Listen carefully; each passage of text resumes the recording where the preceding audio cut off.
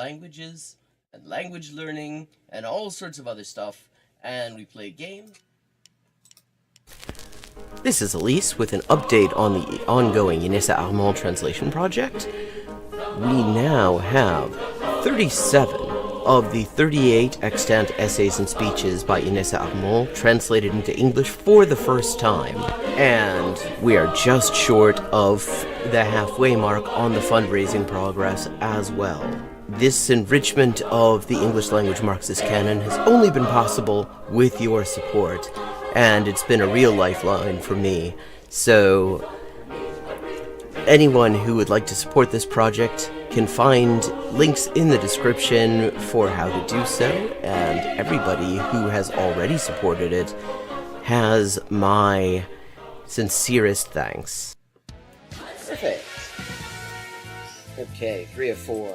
El hospital. 還元一級の先というのは、本当に誰も知らない字ばっかりでしょうね。私は Okay, we've leveled up and it is time to pick another language. Morfar är tröttare än vanligt. Maten är färdig.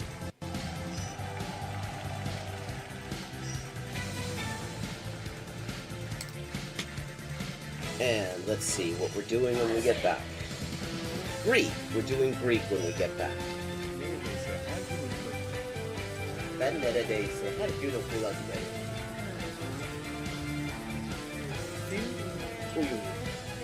Fun fact.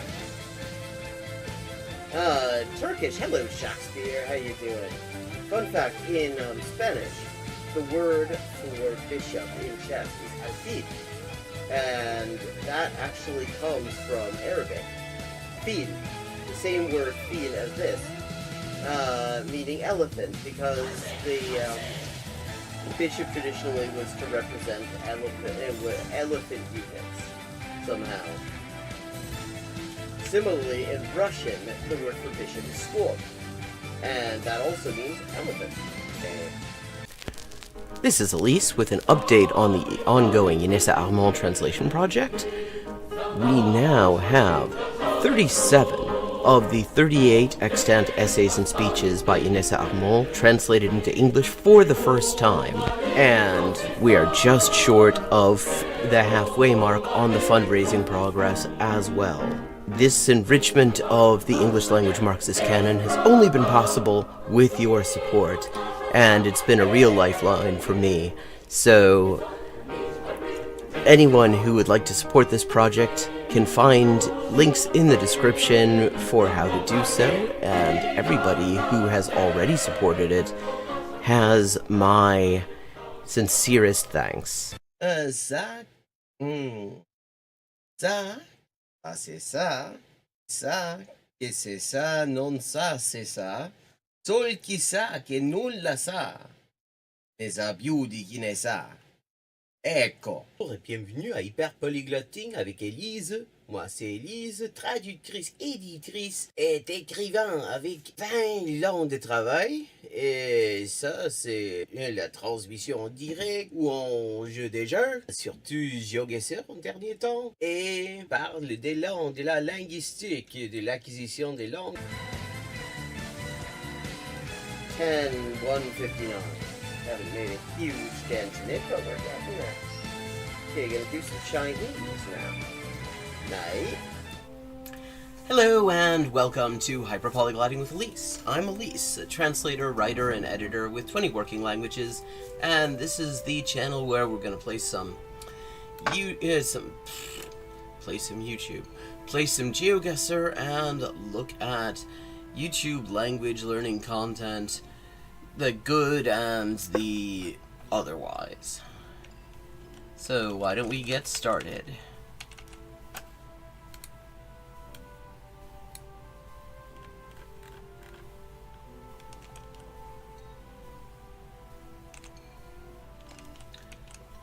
Just getting my windows in order so that I can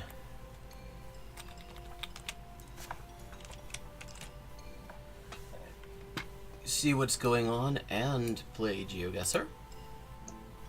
Okay. So, classic maps. I like to do world.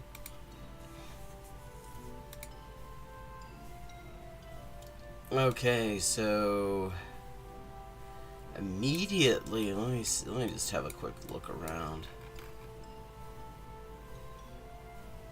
Immediately, this is giving sort of Russia.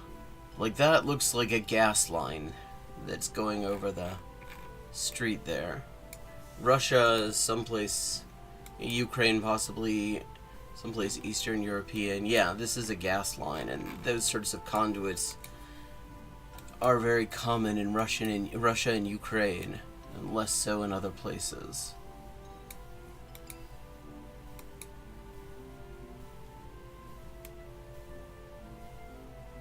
Also, these cars have a distinctly, I think they're Ladas.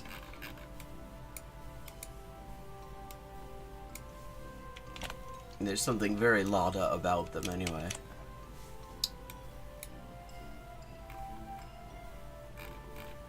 Yeah, that's Cyrillic, so yeah, definitely Russia is checking out. Does not look like it's going to be an easy Russia. Улица Пионерская. Okay, yeah, definitely Russia.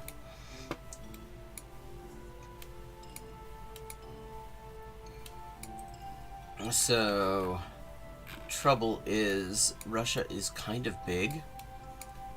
Oh, wait a second. Okay, that is something... That is restricted access. Maybe that might have a sign somewhere that says what it is? I guess it's the gas plant or something. Okay, that doesn't help too much, but let's keep going.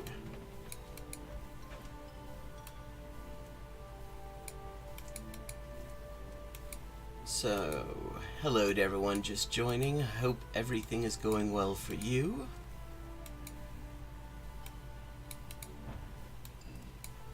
As we try to figure out where exactly this is.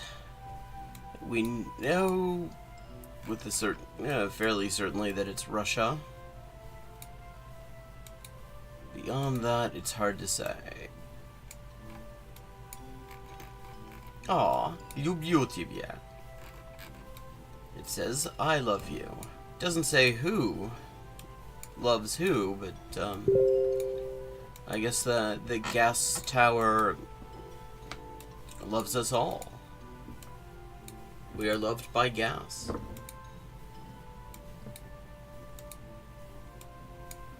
Okay, let's see.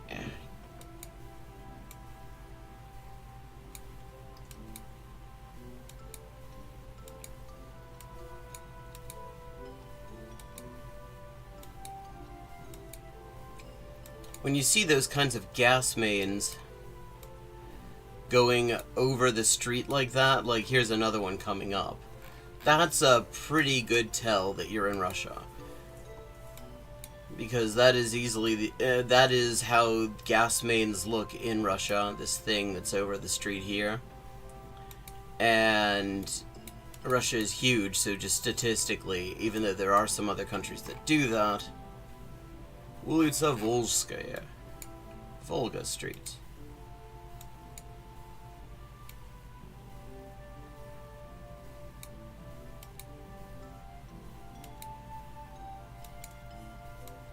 Russia is just statistically most likely to be the place. Okay. Соль.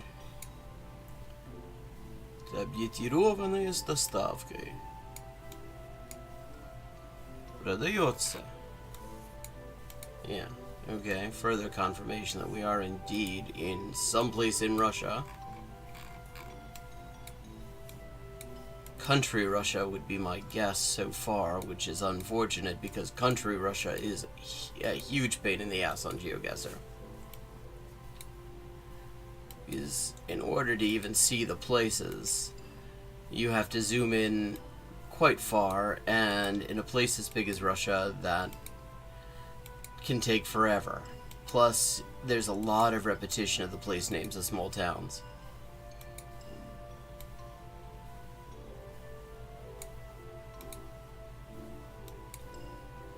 Okay, that is looking like more of a main road. Get out of the scuffed industrial estate district. Строительство домов под ключ. Все виды ремонта. Монтаж канализации, систем отопления и водоснабжения. Okay. Useful information if you're looking to have your house renoed. Not quite as useful if you're trying to figure out where we are. Кофебар «Удача». Банкеты, юбилеи, дни рождения, корпоративы. A cafe bar called Success. Or Good Luck. Oh, hang on, there was...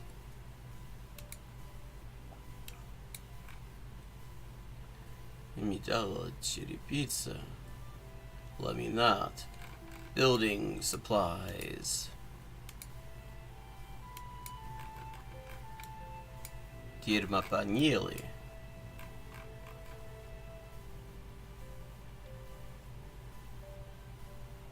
Samar After. Maybe get a better look at that. Samar Avtarmiet. Could this be near... Okay. Oh, interesting. There must be tourism here, because there is one part of that sign that is in English. Bulgari Park. And then Muromsky Garadok and Laguna. Well, Samar Avtarmiet sounds like we're near Samara. That's something, anyway.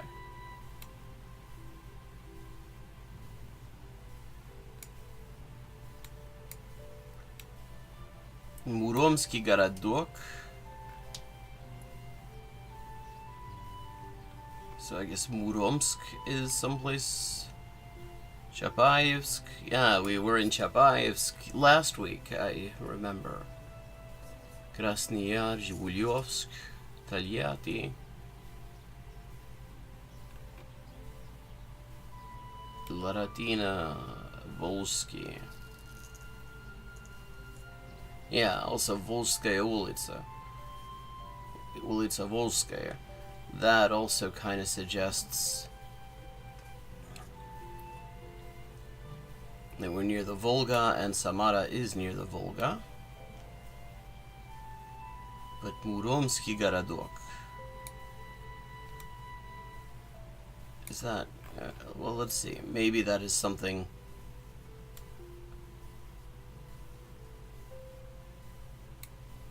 Let's see, Chubovka, Skolkova, Chapayeva. Chapayeva and Chapayevsk. Krasny Ключ. Покровка, Комсомольский. Filipovka. Kutuluk. Sounds Turkish. Светлый ключ. Мирный Крумоч.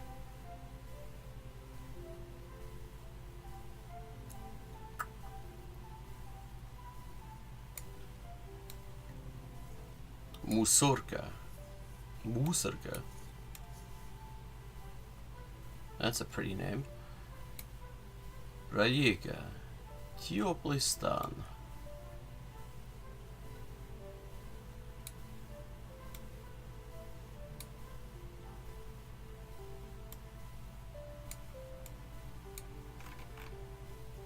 Муромский городок.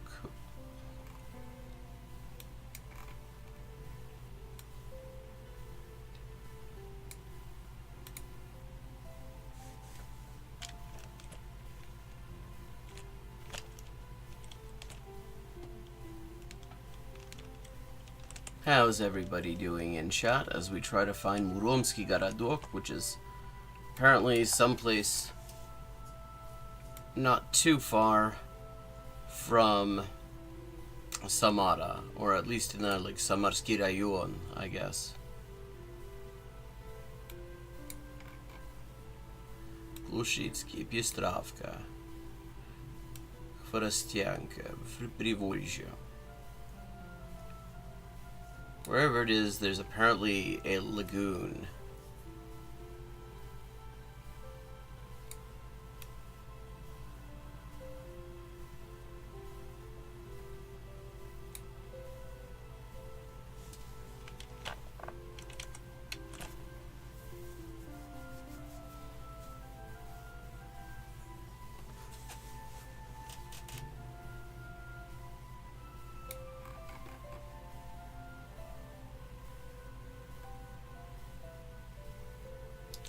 Городок. ЖД станция Козельковская, Петродубрава, Козелки.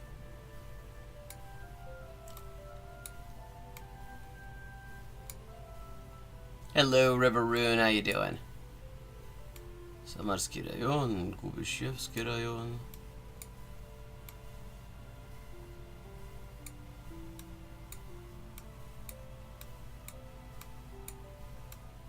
Культура, Кинельский, энергия, Угорье, Кинель, Октябрьские.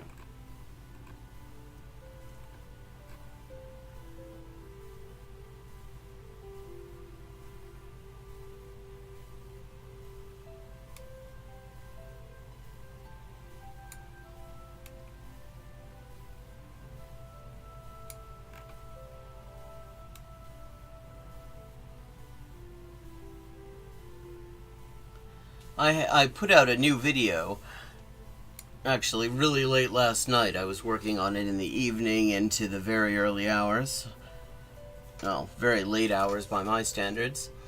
Another one in my series of learning languages from authentic materials. And this time I took a speech by Miguel Enriquez, one of his better known speeches, and used a clip of that as primed comprehensible input. Обшаровка, Новооренбургские, Екатериновские, Иерусалимские, Студенцы. Плодосовхоз. Прогресс.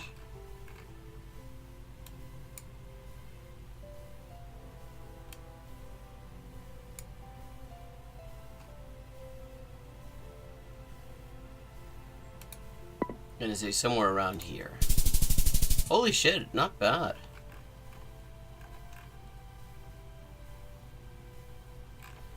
For middle of nowhere looking Russia, that was not 4716. Okay. Okay, this feels...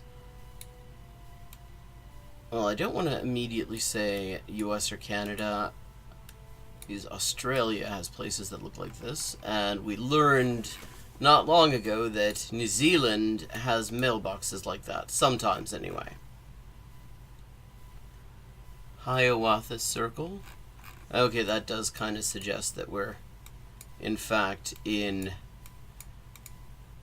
the US.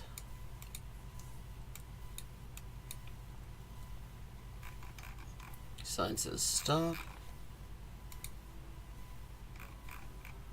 La Vesta Cut, Hiawatha Drive. And there's a US flag there. Okay, cool. So we're in the US, almost certainly. Okay, out to more of a main street. Speed limit 25. Okay, 100% in the US.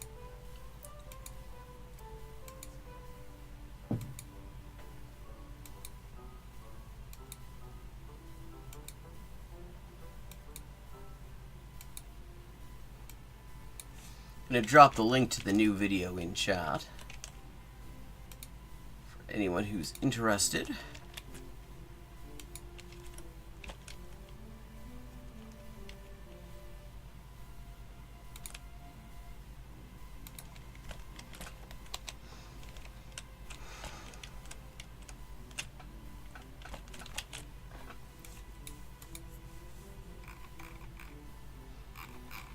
Okay, we have a mobile home.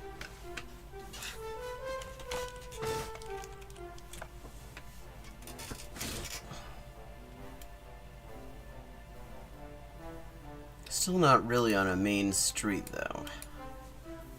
A main street is where we'll get the most information. Oh, let me see. What does this say? It does not give any particularly useful information because there was no area code even on that phone number.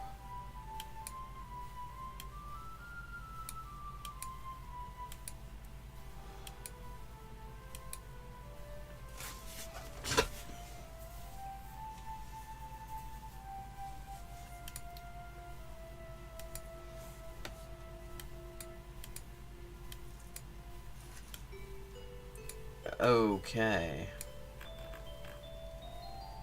No, not a state flag, unfortunately. That was the Marine Corps flag. Mike Arian's Trail, or Arion.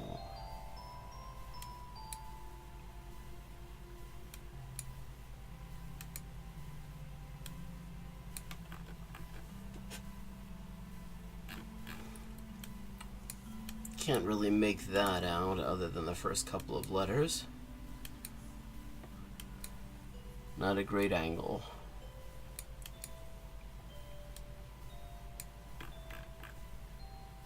Holy Family Parish Picnic.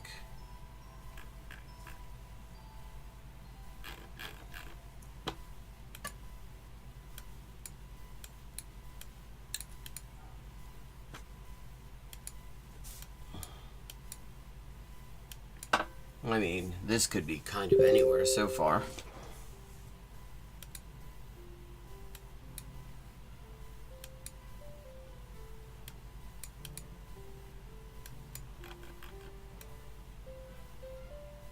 Stone Prairie. Yeah, I mean, all extremely Midwestern. Okay, finally we've got a main drag. Let's see, which way do we want to go, though? Do we want to go west, or do we want to go east? Fuck it, let's go east.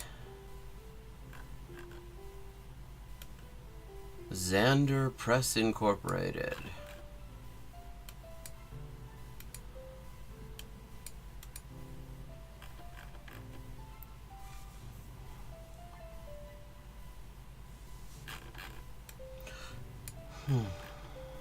Massage Retreat, Rural Mutual, Thrivent, whatever the hell that is.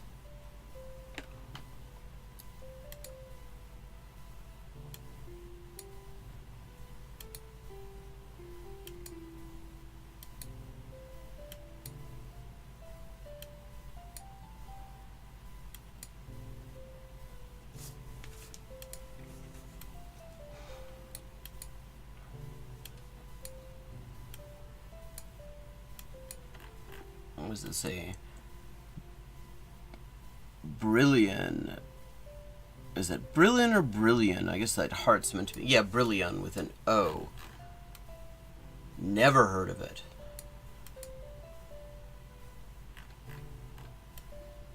Wildlife viewing area. Neat.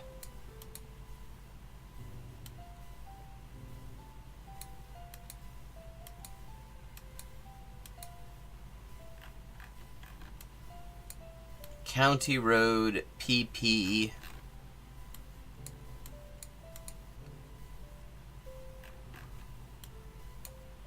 US 10. Okay, US 10 is something to go on anyway.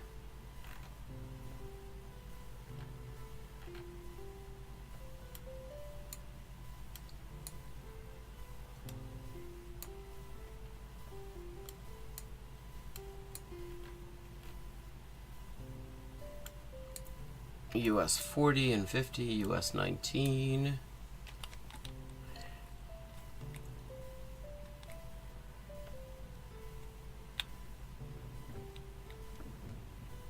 Yeah, there's US 10. So we are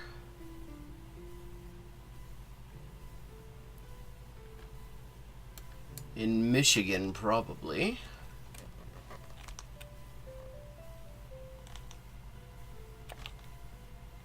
Navarro, Auburn, Bay City.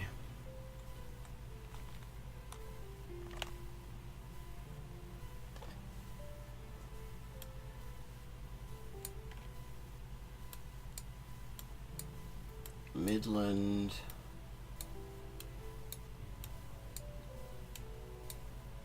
Okay. Evart, Reed City.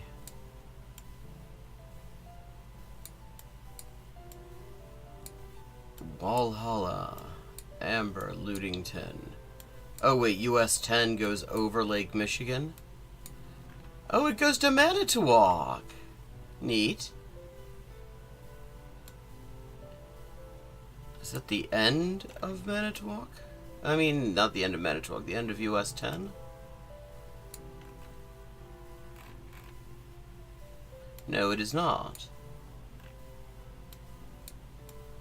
Reedsville. Brilliant! We found it! Brilliant!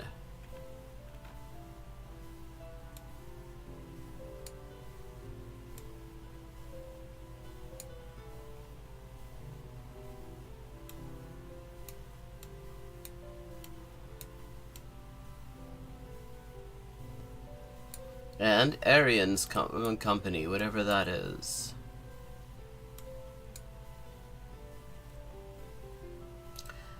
Hello, こんにちは、ダコタカラニさん。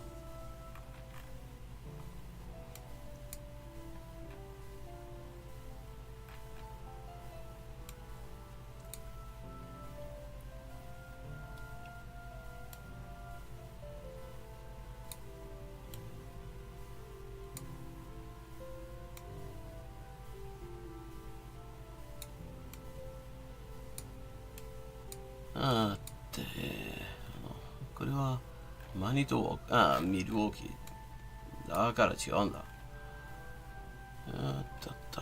ブレリオン、そして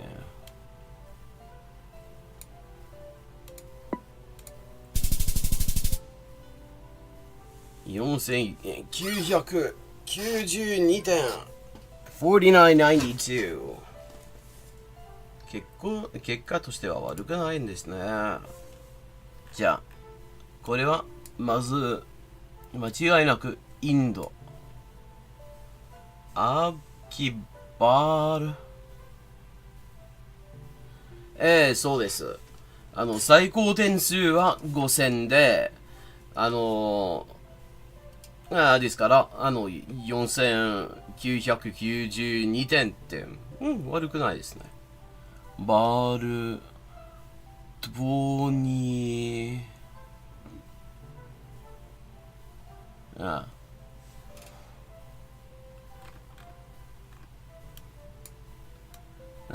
ダコタカラーニさんはどちらの方ですか？これは、間違いなくインドで、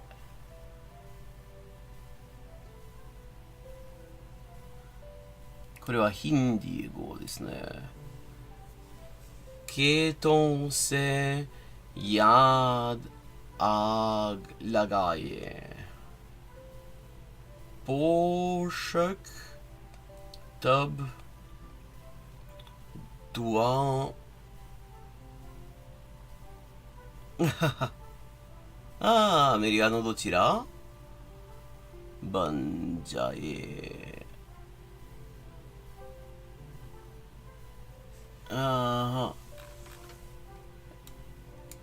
これはヒンディー語ですから、デリーの近くかしら。ヒンディーが見えると。秘密でいいわ。ヒンディー語となると、大体はデリー市の近くですけど、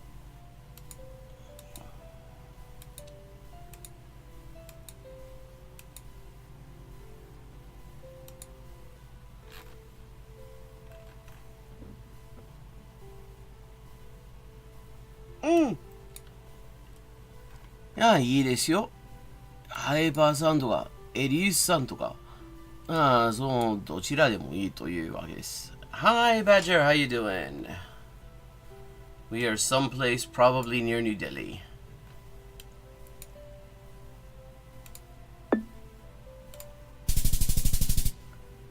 $49.06, not bad, not bad. Yeah, when you see Hindi, that is generally a pretty good sign that you're probably not too far. エリース、それが私の名前なんです。Yeah.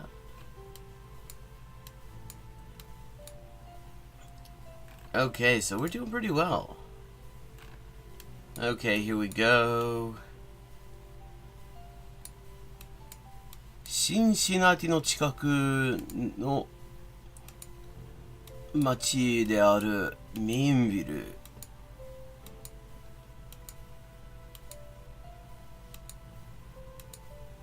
Okay. Yeah, I mean, my immediate feeling is US or Canada, but I'm clearly wrong because that is not a US or Canada speed limit sign. そうです。どういう中と言っていいけど。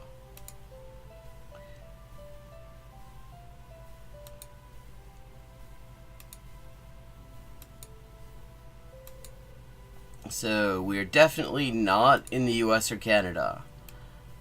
That does not help us too much in figuring out where we are, except that... Is that a... I've never seen that sign. I mean, I guess probably Europe?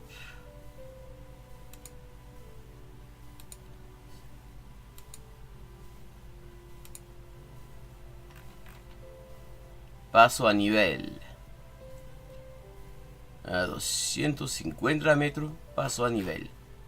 Okay, we're someplace Spanish speaking. We need a stop sign to know for sure where. Well, to narrow it down. Because there are 3 kinds of stop signs in Spanish speaking countries.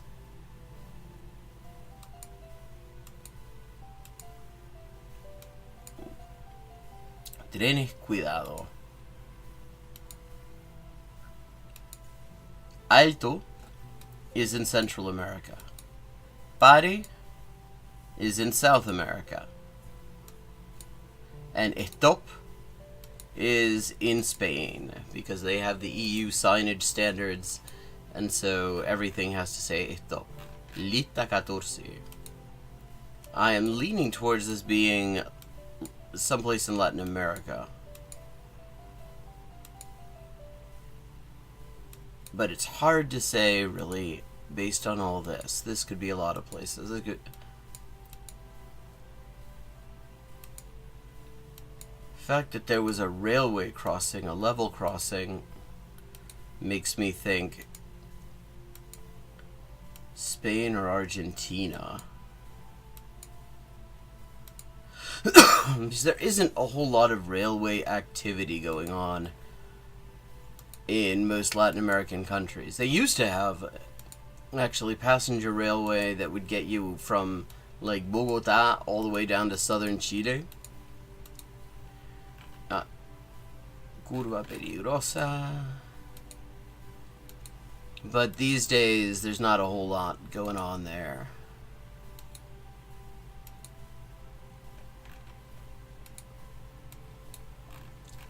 Oh wait, here we go. Punta Zapata, Rio Branco.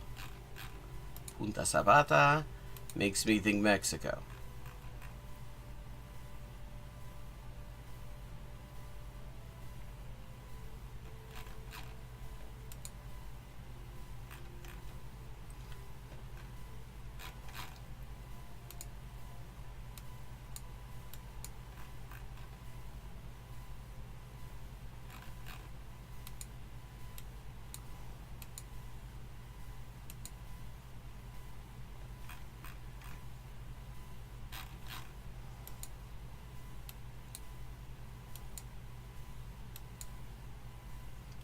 Yeah. お疲れ様。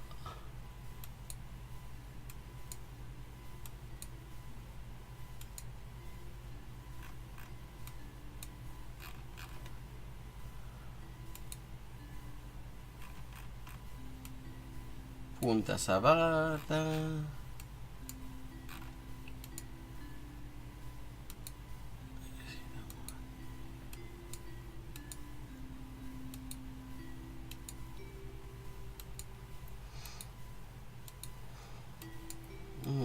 Hace tiempo.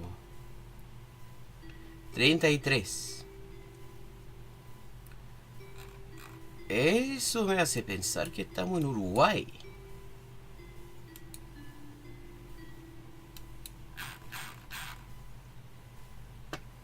Porque existe toda una provincia del Uruguay que se llama 33.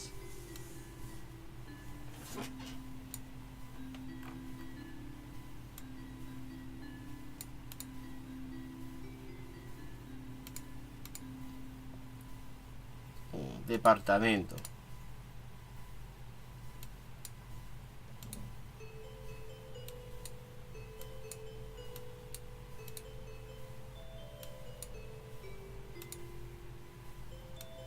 Durazno, Flores, Florida. Okay, hang on. Also, the shape of the root number signs fits in there too. Alright. Gaetán, La Valleja, Libertad, Colonia. 33. Ah, 18. 18 y justamente 18 estamos buscando, pues. Okay, so Rincón, Vergara, Mendizábal, Cebollati,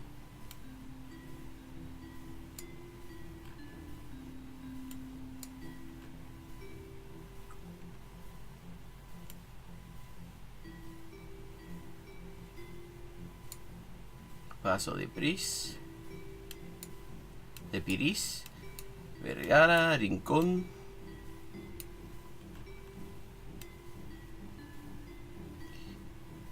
Puerto Amaro. A ver. Plácido Rosas. Y hacia dónde, ya, bueno, estamos yendo hacia el norte. Alejándonos entonces de 33.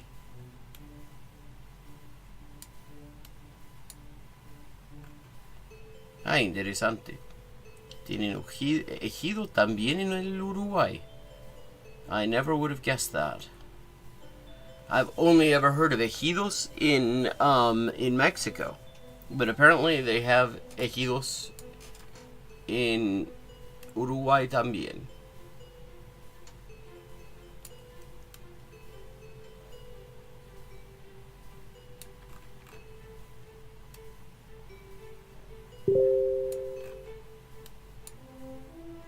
Ruta 18, Ricardo Ferres. Panteón,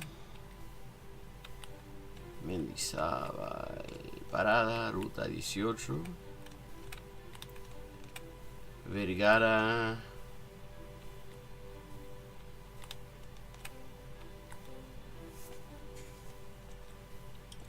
Olpitar, Vétore, Estancia La Criolla. ¿A qué distancia nos encontramos de 33? Pero, a ver, Laguna Merín,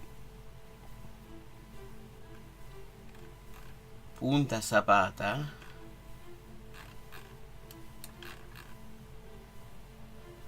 ah, aquí está Río Branco.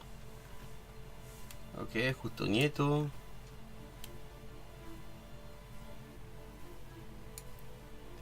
Batalla Silva, La Cuchilla, Mamayinga, Poblado Uruguay,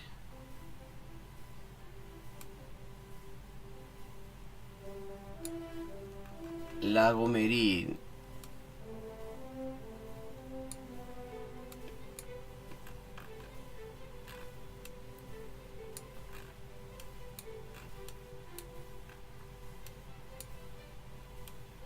Okay. I think that's cleared it up for us. This is only like the second time that I've seen us in Uruguay.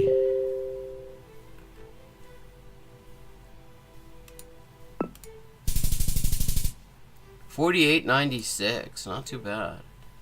Yeah, 33 is the clue there, as far as I'm concerned.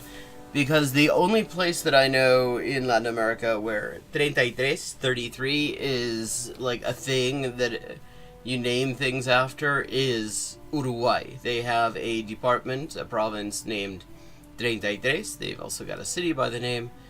And there's some sort of historical significance that I don't remember, because I don't really know a whole lot about Uruguay. But here we go. 5 of 5. Very country.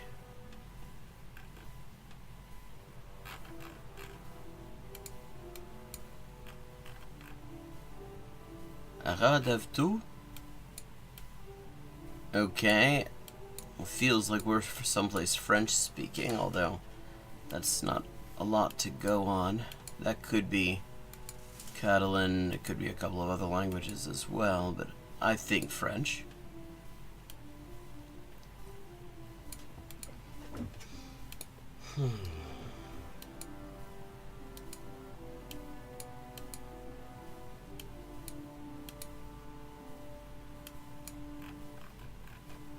Les auvents. Okay, the question is, which of these roads is the most likely to take me to someplace useful? Okay, we can say fairly certainly we're in France.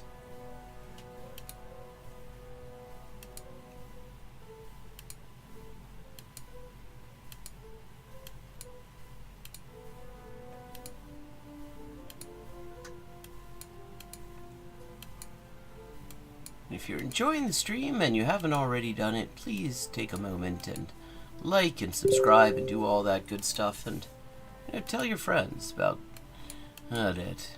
And if you'd like to support the stream with a donation to support all my projects and just sort of my general being able to eat and stuff, that is always very much appreciated. Nobody should feel pressured to do it. I know times are fucking rough. Yeah, he did kind of.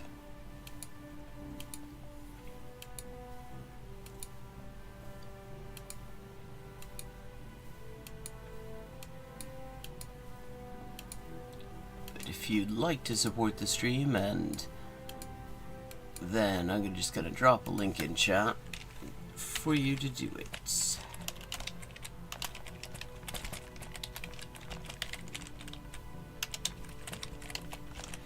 Okay, so someplace in kind of rural-looking France. That is where we are so far. Oh, thank you. Thank you, SDA Dan.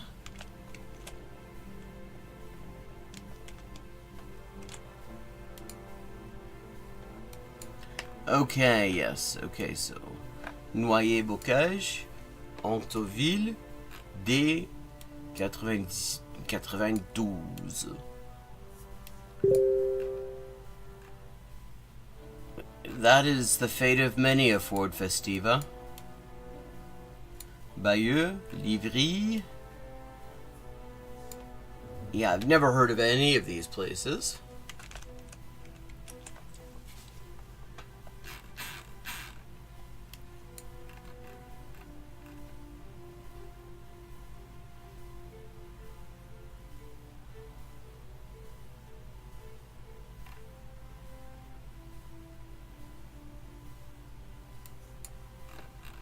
Okay, but between a 2-digit road and a 3-digit road, I'm going to assume the 3-digit road is probably the more significant one, and more likely to take me directly to a major population center, therefore more likely to include signage indicating whether one is nearby, or how near someone is.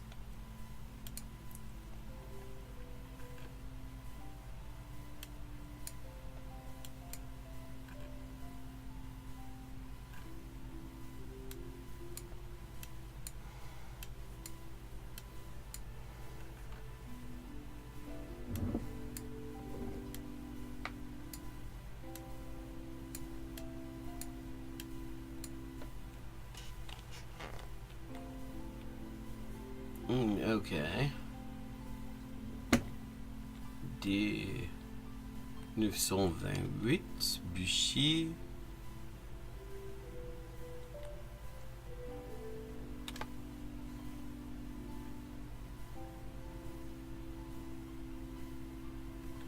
Oh, well, I was just talking about this a second ago, and maybe you already saw it. But there's a new video out that I did that is using a clip from a speech by Miguel Enriquez as comprehensible input to learn Spanish. I was up most of the night working on that. Actually, up all night working on that. So just wanted to get it finished.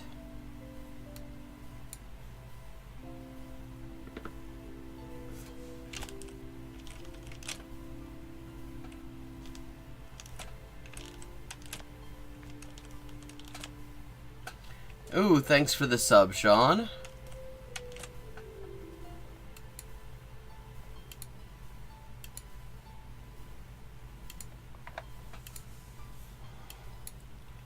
Okay. I was just working that out. Like, I was just sitting here like, oh, those names, those words seem to correspond somehow.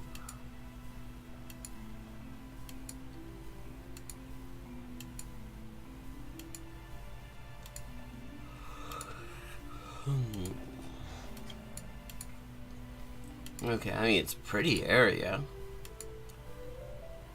Feels more northern France than southern France, so...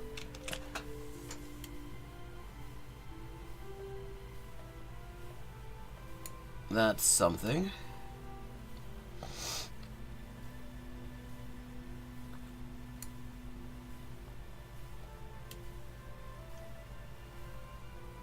Equiqueville. Antoville.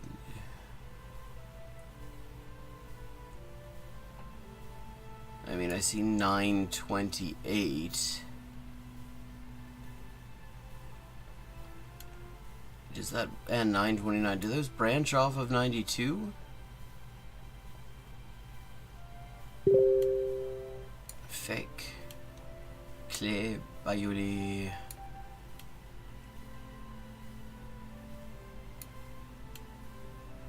Okay, that's a useful piece of information. Okay, so A28, A28, and D28, 928, D928, run parallel and connect up.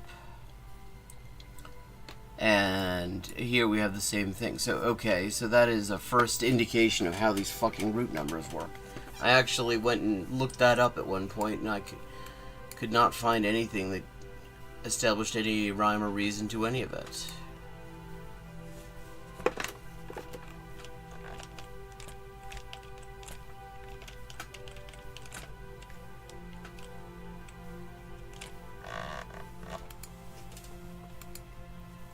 So, Antoville.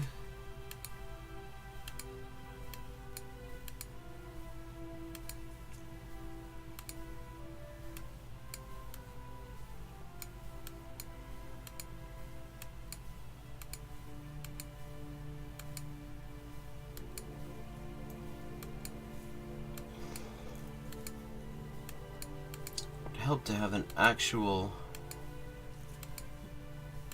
major city that we're near. Maison d'Enfant.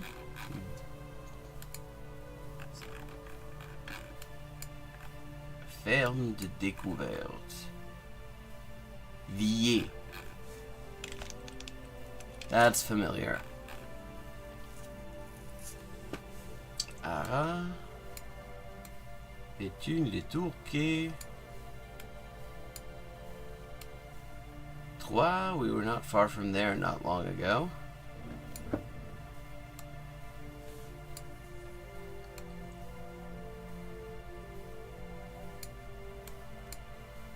Poitiers.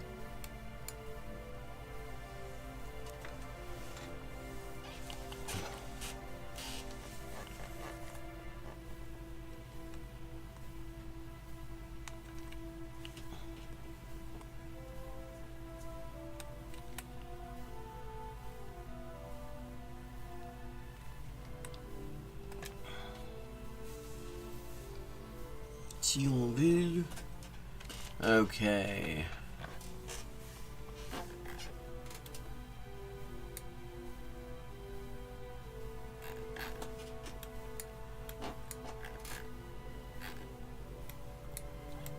A discovery farm.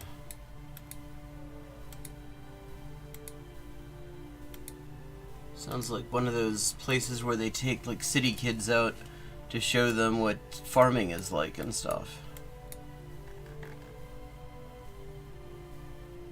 Son spirale.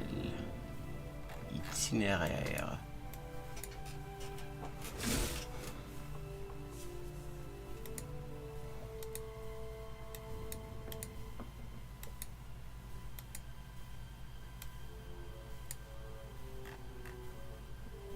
Route d'Avto.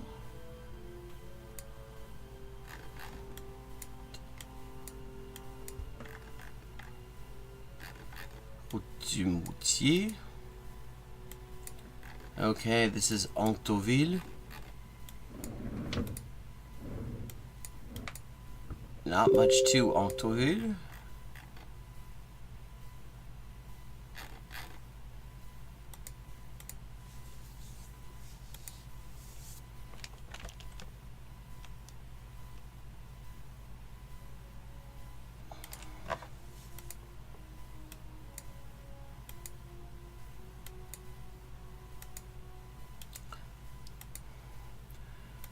On this series of like language learning with authentic materials, I'm trying to do all sorts of different stuff and just see what people are into. So far I did a French one, which was a clip from a video by Cassandre à Villers-Bocage, Saint-Germain-des-Caux, D67, by Cassandre about les turfs, and this one is so what is it? 67. This latest one is a speech by well known and remembered Chilean revolutionary by the name of Miguel Enriquez at a very crucial moment in Chilean history. And I'm gonna try to do all sorts of stuff, really. Just whatever I think of, whatever somebody might suggest, and see what things people like. That seems to be what has worked really well for Talk Arabic today, so might as well.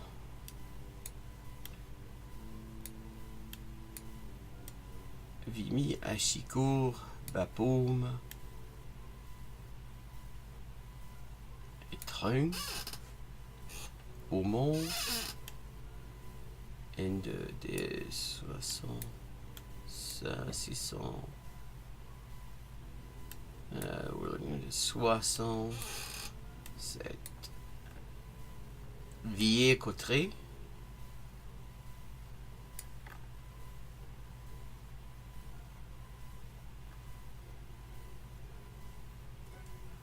Aramon, La Ferté-Milon, Longpont,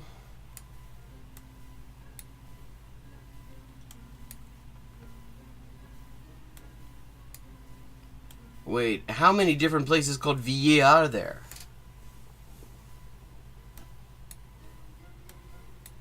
Tabarnak. Everything is Villers.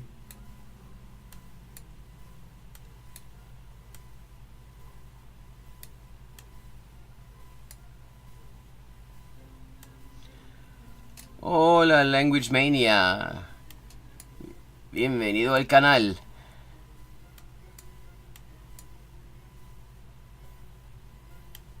Ah, dobrý den, vítej.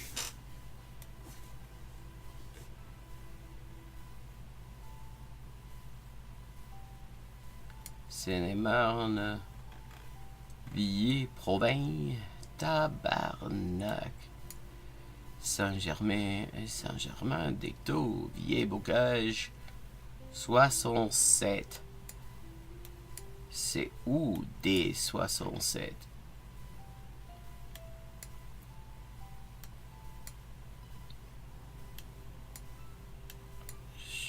C'est de ma chaise de sat.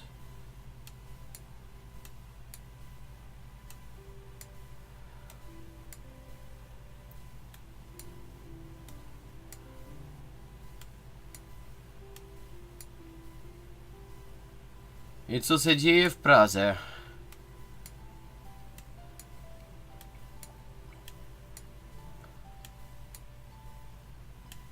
Dawno nie jsem tu byla.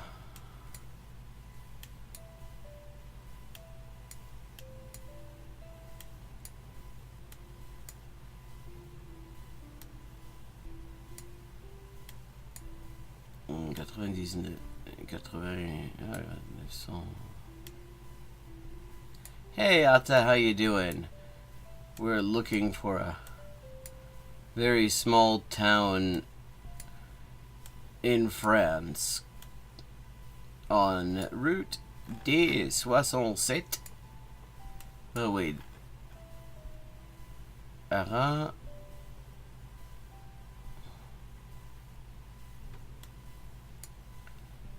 Saint-Germain Dicto.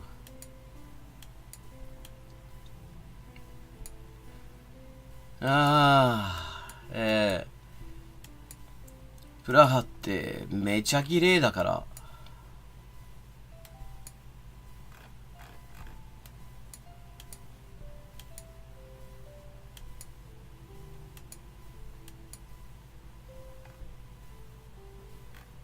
Fougerolles! Oh, Fougerolles. She's an actress in a show that I watched until recently when I finished watching all the episodes of it. Called Hélène de Fougerolles. Fougerolles. No, that doesn't help me. Never. God, it's all places I've never heard of. All tiny ass towns. Doperdele.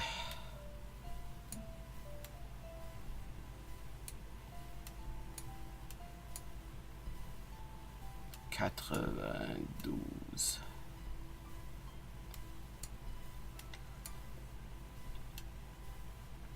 I have a feeling it is more northern just because of the landscapes.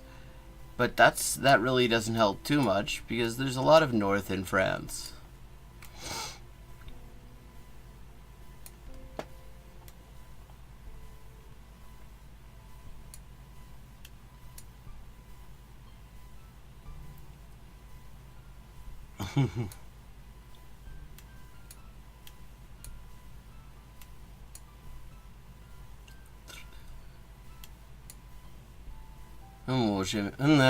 Możemy říkat i do trdele. Jak trdelník. Ten znamenitý podfuk pražský.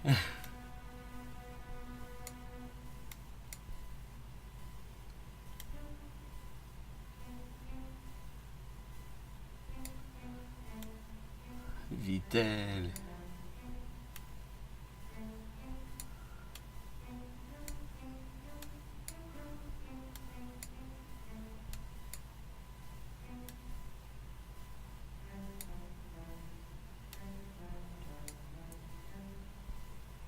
Oh. I'm getting nowhere. Trdelnik je prdelnik. Tak. Okay, we're just gonna take a wild one. Bloody hell.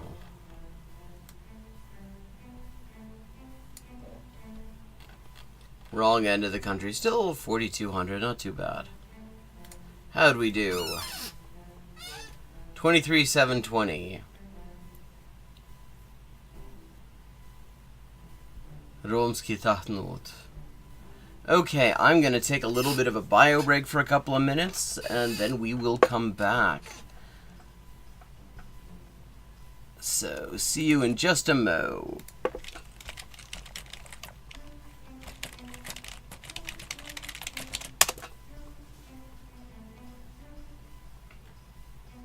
Hi, Hi, and welcome to Hyperpolyglotting with Elise.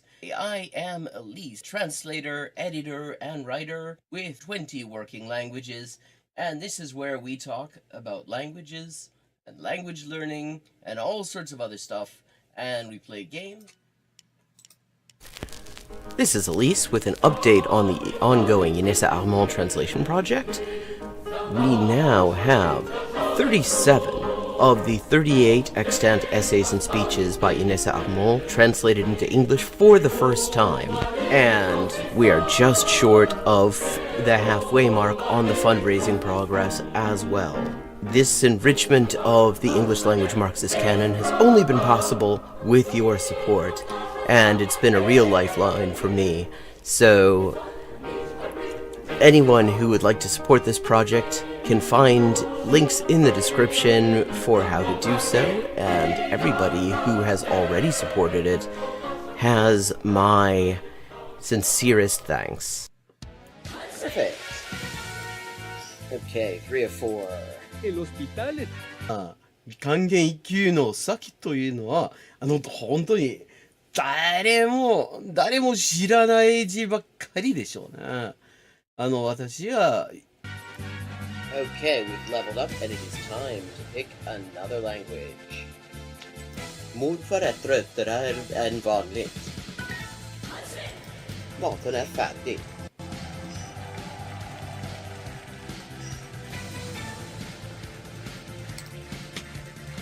And let's see what we're doing when we get back. Greek. We're doing Greek when we get back. Ben neredeyse her gün okula giderim.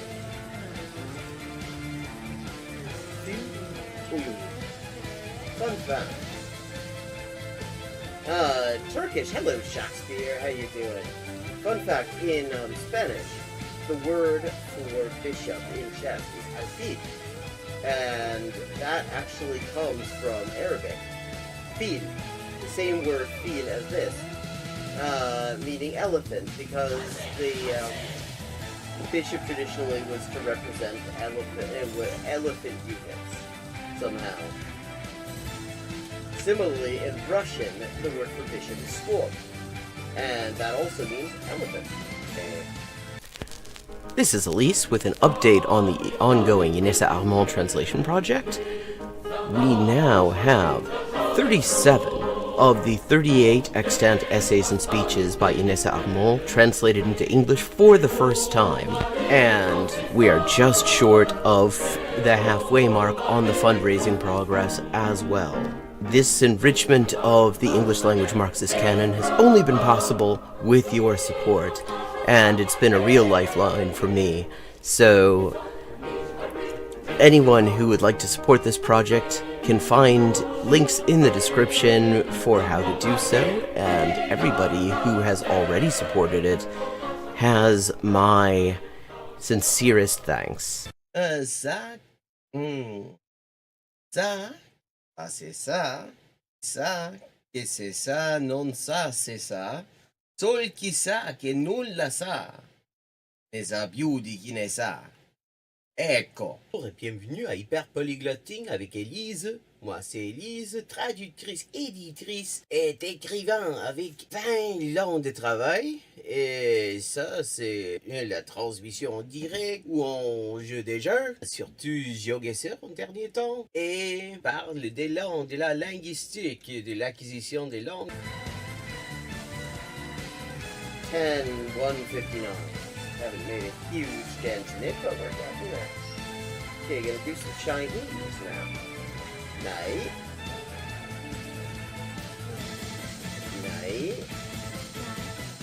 Man. Igen. Ja. 5.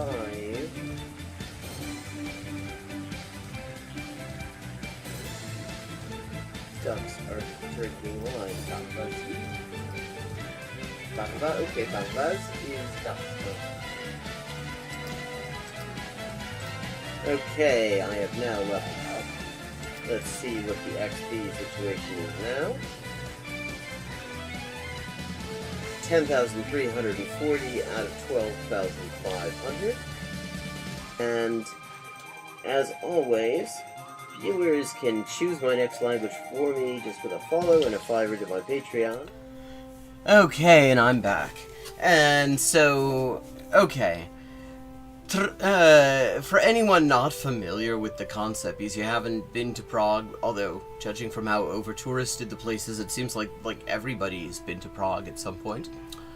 A trdelník is one of Prague's many delightful ways of scamming tourists. If you walk around Prague, you will find signs everywhere for authentic Czech trdelník. Authentic Czech trdlo. Trdelník is like the person who makes it, or sells it. And the thing is, they look really good, actually. I mean, it looks like a sound concept. First of all, it's not Czech, it's probably Hungarian, which means it probably has a really, really long name, like Turista Podfukozás.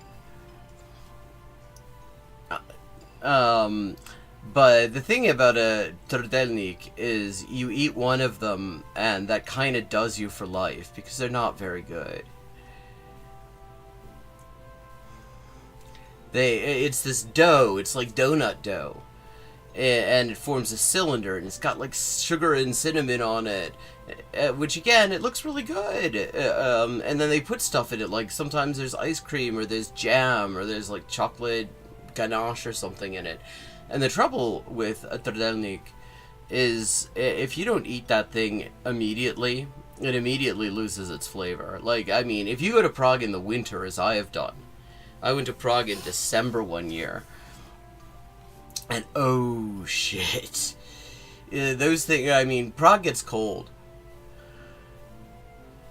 Ja, also in Ungarn ist einiges viel günstiger, würde ich mir vorstellen. War noch nie da, aber... Yeah, so you get one of these, and the wind is whipping you. Language Mania, I think, can probably back me up on this. Because Prague is a hilly city, and so there are lots of areas where you have, and where the wind is just brutal. And within about 2 or 3 minutes of acquiring a trdlo from the trdelník, it just ends up being like fucking cardboard and you can't finish it. Well, so in a way they're probably helping with the pollinator numbers. Okay, well, a socially responsible trdelnictví.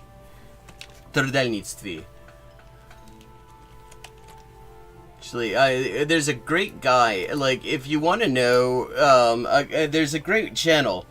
If you want a guide to, like, Prague, like, the good stuff and the bullshit that they will try to get tourists on, of which there is a gracious plenty.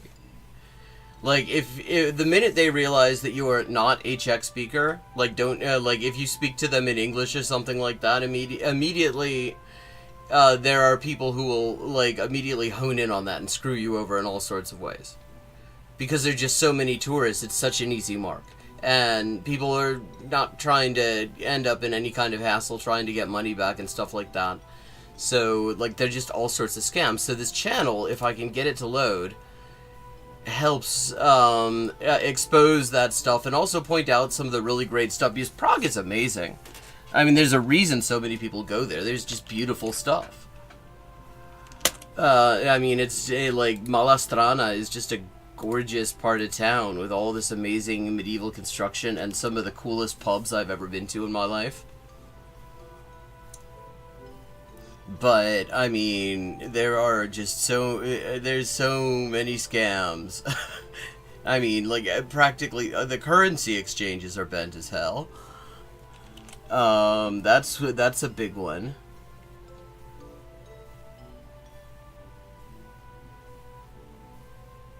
Oh, come on, why aren't you loading?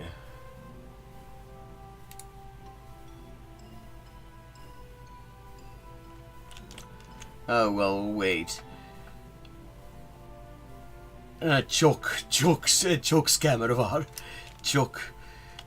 Yeah, it is.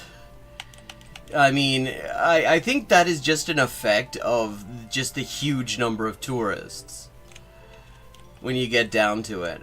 And then you have this thing that happens when a place gets way too many tourists, that the economy ends up getting kind of distorted to the point where it's a great place to be a tourist and not necessarily a great place to live, because, you know, why are you gonna rent places out, you know, for people to live in at market rates when you can turn it into something into an Airbnb and get like 10 times the amount for people who are only going to stay a couple times and just get the hell out.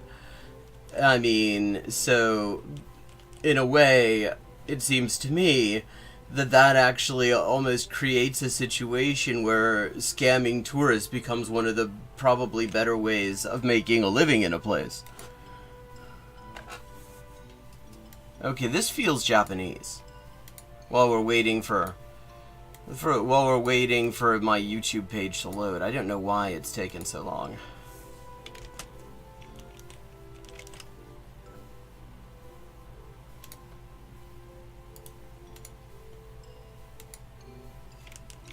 Here we go. Honest Guide.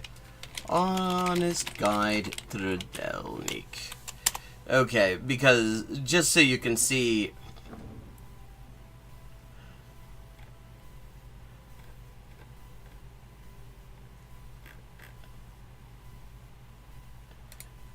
I'm gonna just put this on in the background. I'll drop the link. This is Honest Guide, a guy by the name of Honza.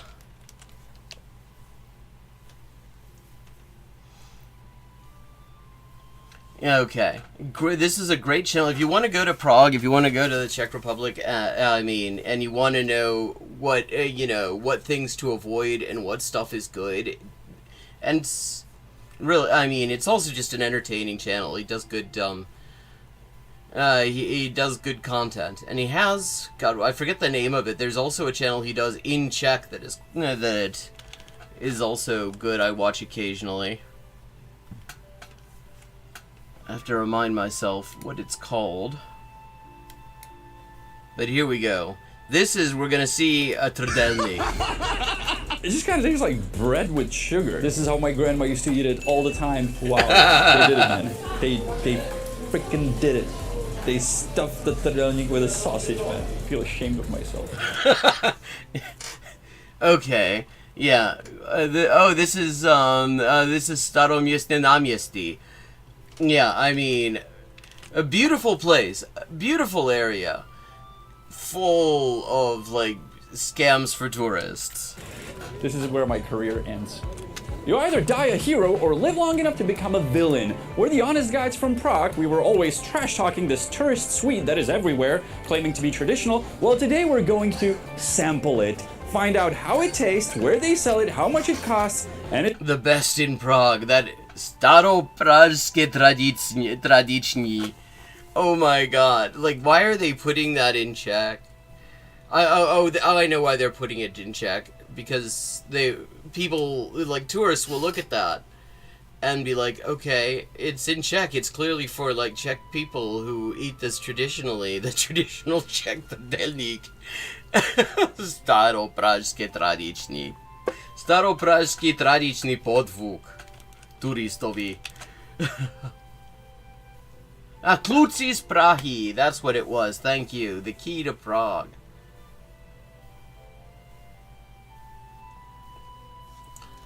Yeah, okay, so this is a trudelník. You can get a good look at it here. Let me just make sure you can actually see it. Yeah.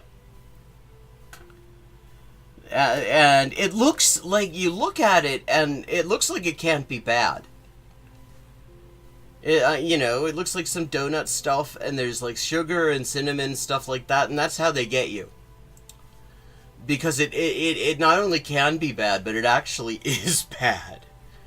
It really sucks. What, like, Czech tourists who come to Prague go, holy shit, the Staropražský tradiční trudelník, finally we get to try it. Oh shit, this is awful. I mean, no. Is it worth the buck?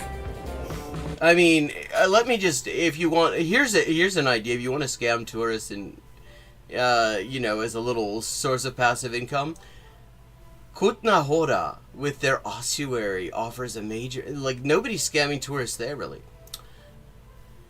Offer Kutna Hora traditional bone broth.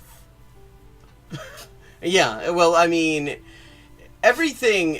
like, the better the English on the menu, the more likely you are getting screwed on price.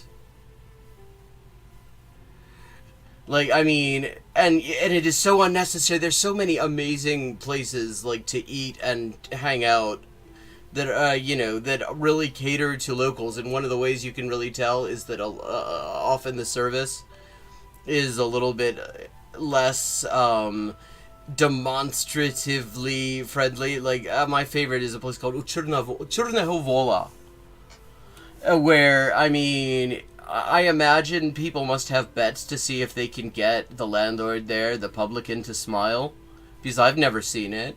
I go there every time I'm there because it's amazing. Because the beer is amazing. It's, you know, it's a nice scene. It's locals mostly, but the landlord there, it just always looks like, I mean. There must be... People must bet. Chucha. 50. Bueno, 50 todavía está bien, más o menos. 50 no está mal. Pero en un día frío, esa wea se convierte en cartón dentro de como 5 minutos en el frío. No. This pastry is like a synonym to our country or to the city of Prague. You can find it everywhere on Instagrams, influencers promote it. It's on every corner, every street. You cannot miss it in the touristy center. Traditional Czech trdelník. That's Nerudova, I think. I feel like I've been past that. I end up spending a lot of time on Nerudova. We bought this one just over there in that street. Yeah, I mean, yeah, this is definitely Malastrana. Because that church is very with familiar. 70 crowns, which is just shy under 3 euros. No filling inside, that's why it's round shaped. They have ones that are cone shaped, where they put ice cream and Nutella and strawberry and whipped cream on the top, so it looks fancy on the... Yeah, I mean, again, if you look at it, it looks good. Mítame wa oishii kedo. Gram, 1 million turtelniks in the raw condition. Hladka. Pszenicna mouka. Svietla. Oh, it's 00 flour. Oh, good stuff. I mean, good. That is good flour. That's the flour that you use to make a vera pizza napoletana. Just add water. Now this one smelled really good as they were preparing it. It looks... That is also true. Absolutely true. They smell incredible because it's the sugar and the cinnamon, and you can make anything smell good if you just have warm sugar and cinnamon wafting through the place. Like, that is one of the absolute, just objectively best smells ever. It's amazing when they prepare. There's these old women, and they kind of wrap it around this wooden stick, put it over the fire. It smells good, but once they take it off and sold it to us, it's like smellless. Yeah, absolutely. But we're not here for the smells or for the looks. We're here for the taste. So let's try it. Tastes better than it smells, but considering the fact that it has no smell, I don't know, can you multiply by 0? I mean, he's doing this on a warm day. It will keep its taste for longer. I made a mistake. I can see it. How is it? Is it good? Yeah? Well, I mean, she's not even eating the thing. She's just eating the stuff that's in it. I mean, the stuff that's in it looks good. You like it? No, thank you. I'll buy my own. She only tasted the ice cream.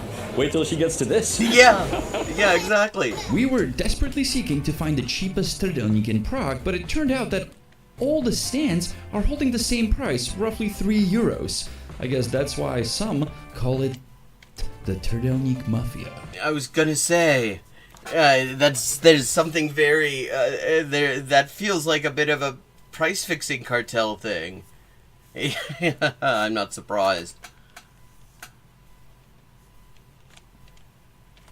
Now we did sample ones that were more expensive, roughly around 4 euros, and to be fair, 4 euros for something that's just flour, water, and sugar is kind of steep. What do you expect? Do you see a Michelin star on that stand? Be happy with what you got. And if you thought this was weird, wait till the end. Hello. Wow. Děkujeme moc. This looks so traditional, man. This is how my grandma used to eat it all the time. She would be here on the street and she would get crazy. So let's try it. Now, I'm no food blogger, Tradičný pražský podfuk. but just smelling the ice Podfuk is a useful word when you're as a tourist in Prague because it means scam. And I just like it as well because you look at it and as the English, you look at it from the perspective of English and it looks like podfuck. In fact, I think one time I was in a bookshop in Prague and I saw a novel that was using that as a pun. It was like podfuk, and then they had in brackets a C before the K. cream raised a question. To je vanilková. And since I got no answer to the question, I had to do more research. Step aside, we're on a mission, okay? We took the ice cream for a test to the best ice cream place there is in Prague. Trdelník coming through. Step aside, Trdelník coming through. Thank you. He just passed one of these like cannabis shops. Those are bullshit too. Like they can't sell weed is not unless it's changed in the past couple of years. Weed is not legal to sell in Prague, in like the Czech Republic generally. So that is something that somebody figured out to like scam tourists who To ask what their opinion is. Well, she couldn't tell what the flavor was, and she called it hamota. How do you say that in English? Je to hamota. Not only we're interested in the ice cream, in this case the white mass, we're also interested in this stuff, the trdelník, so let's don't break your spoon on it. I mean, he's been walking around with that for several minutes. It will have hardened. try that. Pretty solid. Whoa. So the reason we got a trdelník with an ice cream was to add some flavor to it. Little did we know, the ice cream has no flavor. So you're walking around with, like, nothing. Just a mass, so we didn't really help ourselves, and the taste of the trdelník is basically tasteless times 2. Dude, I'm not kidding. I guess after this, you understand why most of the trash cans in the city center are full of this. And this. Oh, was this too much for you? Wait till the end. Look at the sign. The best in Prague. I mean, again, that's not hard, because they're not... and this is the thing. What is I've never heard of HHC.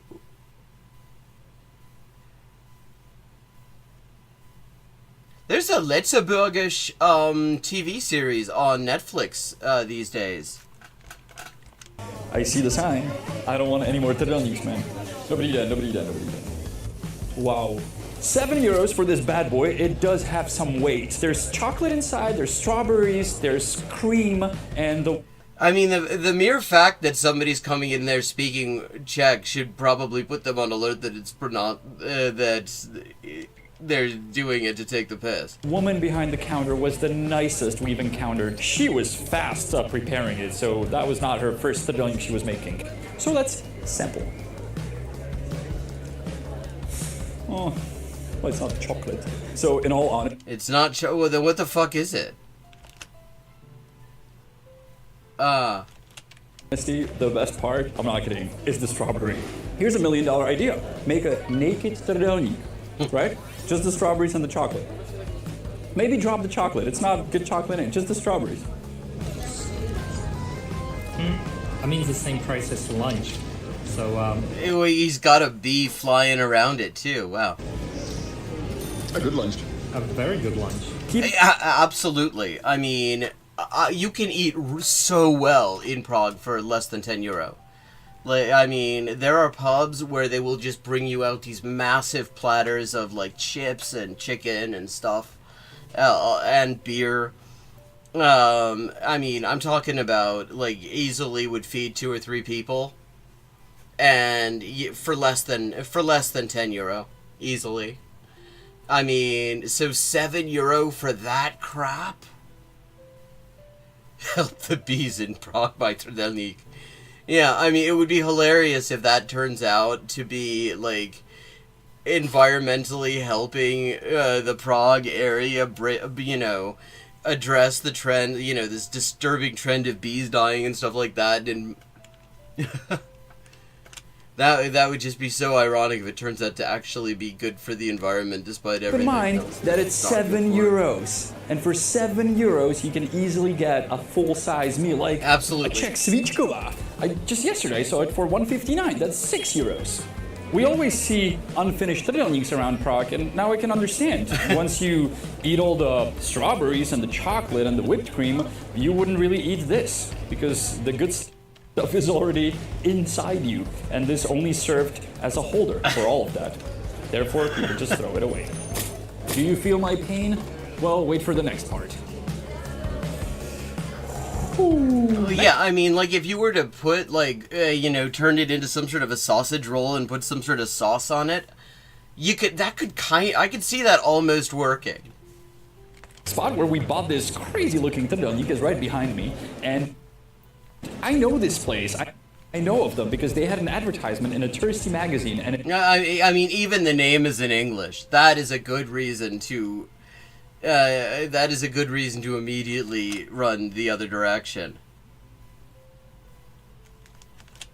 it said, there's nothing traditional about it, but you'll love it. And I loved that ad. Every single trdelník there is, we had a hard time picking because they all look crazy with the colors, with the flavors, and with the things they put on top. Now let's see what they taste like.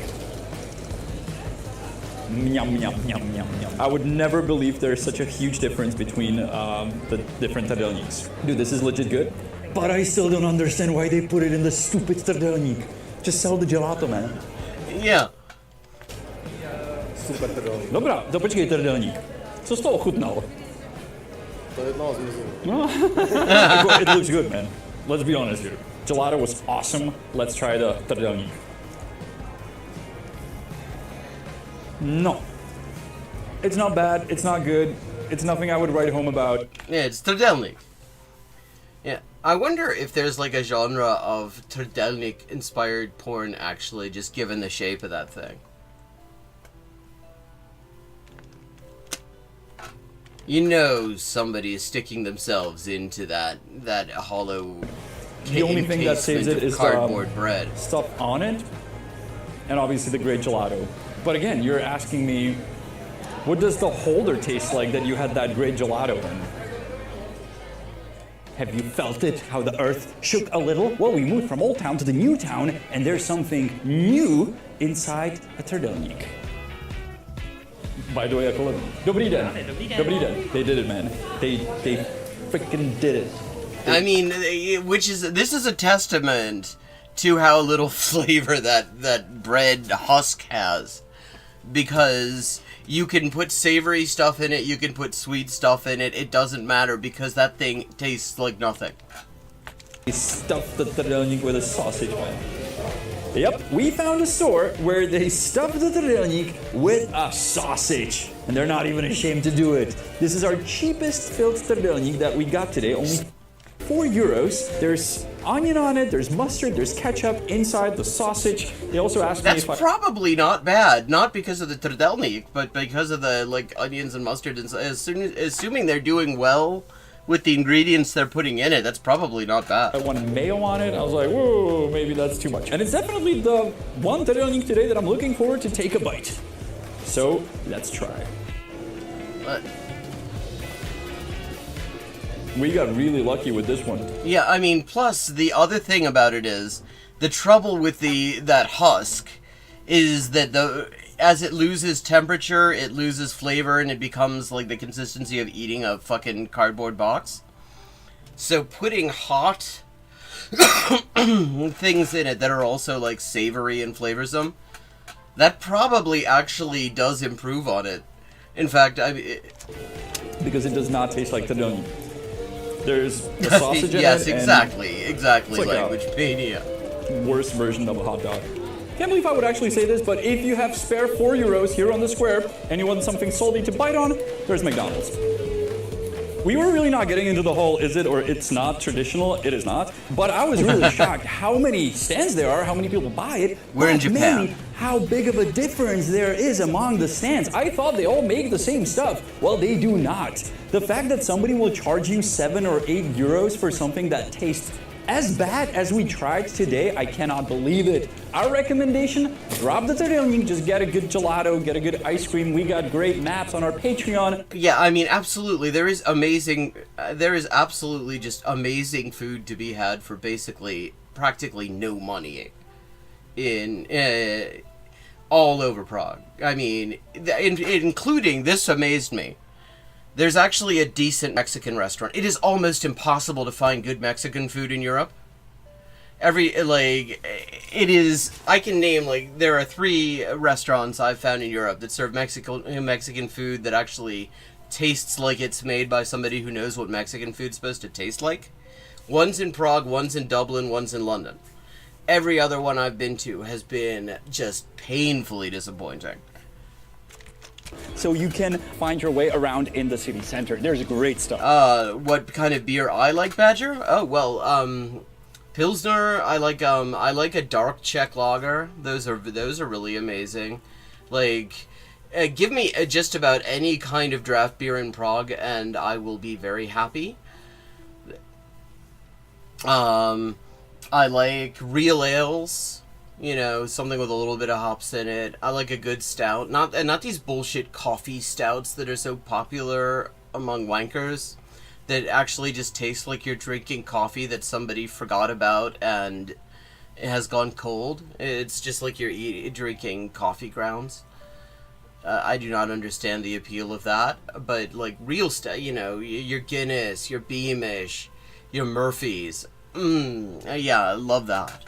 I quite enjoy that. Trust me.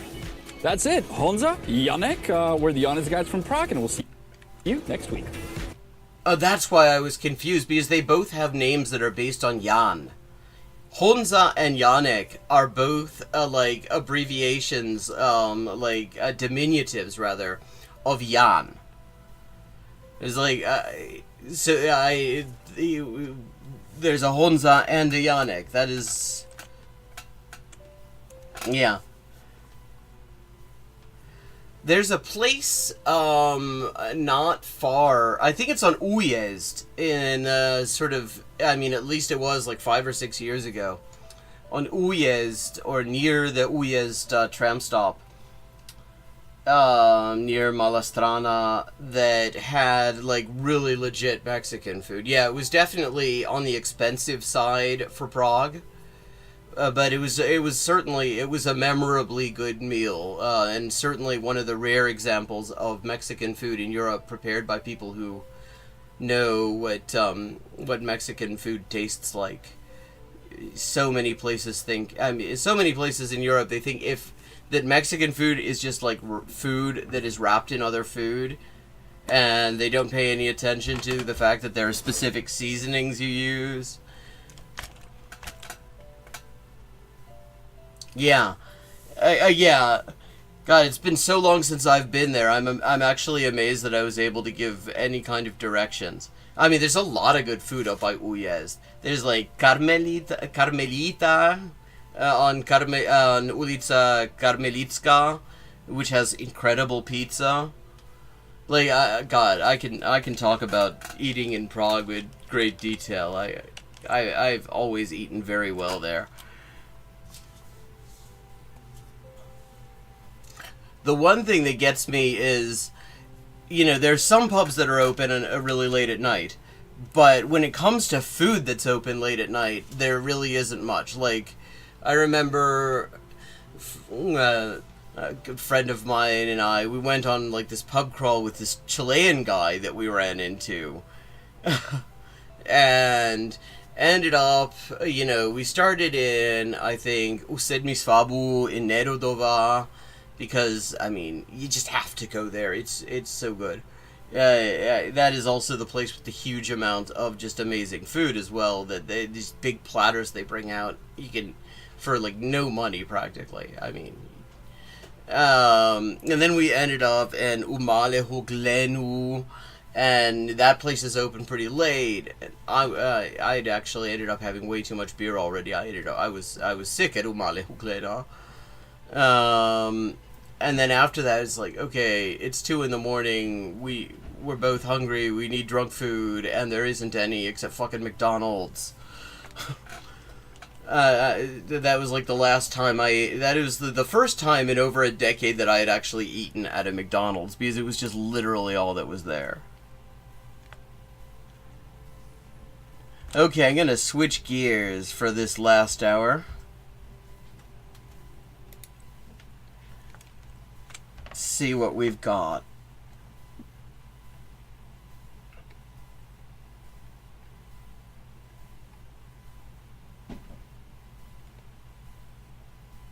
Oh.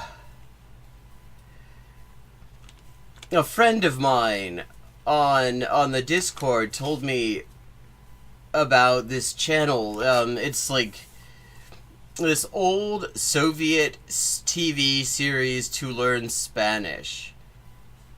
And so I thought maybe check that out. It's called Говорите Испанский. Говорите по-испански в стране грамматикали. And so I'm curious about it, so let's check it out. Copy video, dropping the link in chat.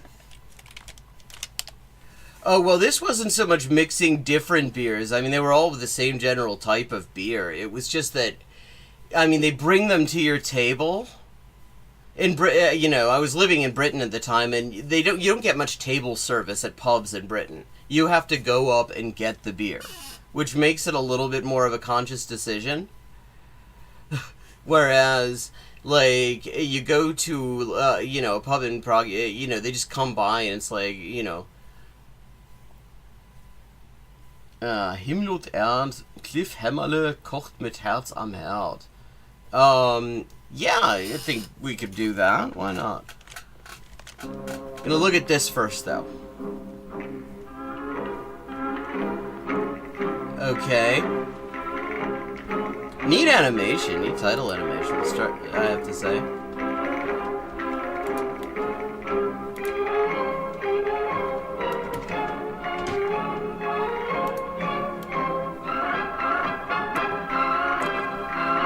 Oh, I mean, it's okay. So Quixote, it's all Quixote. Yeah, exactly. You just, yeah. I mean, you just spend the entire time. Yeah, you said that just somebody comes by and it's like, yeah, same again. Dvakrat maveho.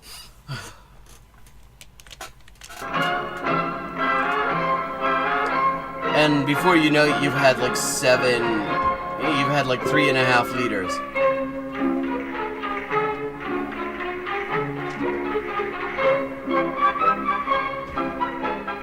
I mean, cool animation.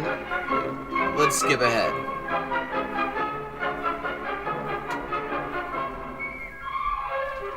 Of ООН. Америки.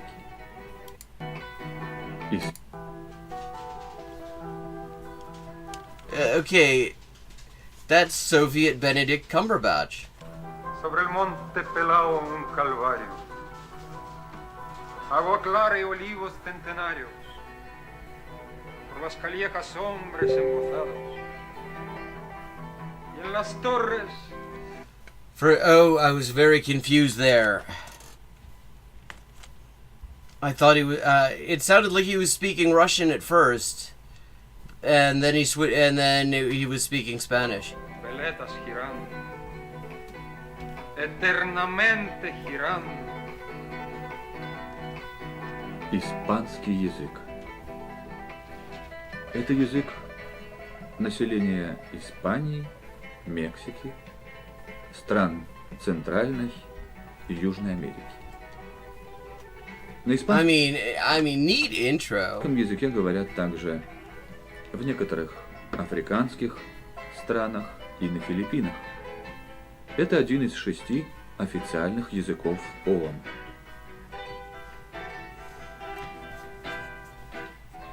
O pueblo perdido en la Andalucía del llanto. Число I говорящих feel like I knew. I feel like the poem he's reading is familiar. на испанском языке в мире более 235 миллионов человек.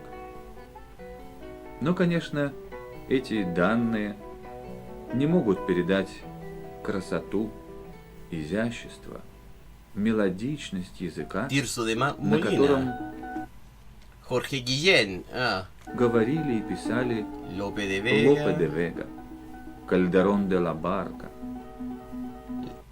La vida Vélez del de el Guevara, sueño, Дон Мигель де Сервантес Саведра, Николас Гиден, Федерико Лорка, Тирсо де Молина и Not Federico Lorca, weón. You were doing so well. Ask somebody. It's not Federico Lorca. It's Federico Garcia Lorca. Lorca is his second surname.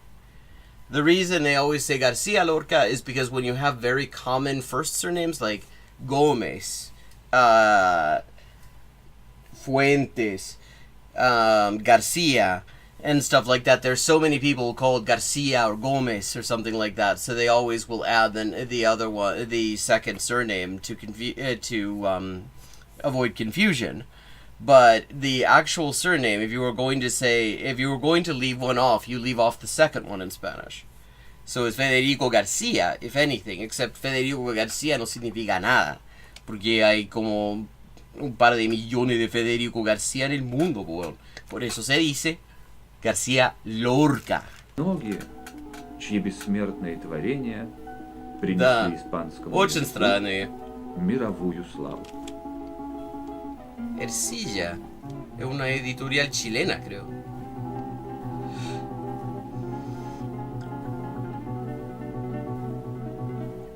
Испанский язык – это язык великих художников Веласкеса и Эль Греко, Мурильо и Сурбарана, Сикейроса, Пикассо и Гойи. Okay, so far they're just talking about why you should want to know Spanish. It's the language of great artists and poets and Можно stuff. с полным правом говорить о существовании мировой, универсальной испано-американской культуры. И ключ к постижению этого особого... He speaks very slowly. I mean, like, actually, as Russian comprehensible input for Spanish speakers, this actually probably isn't bad because he's speaking very deliberately. И ключ к постижению этого особого мира. мира, полного красот и тайн, проблем и достижений, в том, что объединяет эти разнообразные и разноликие народы и страны.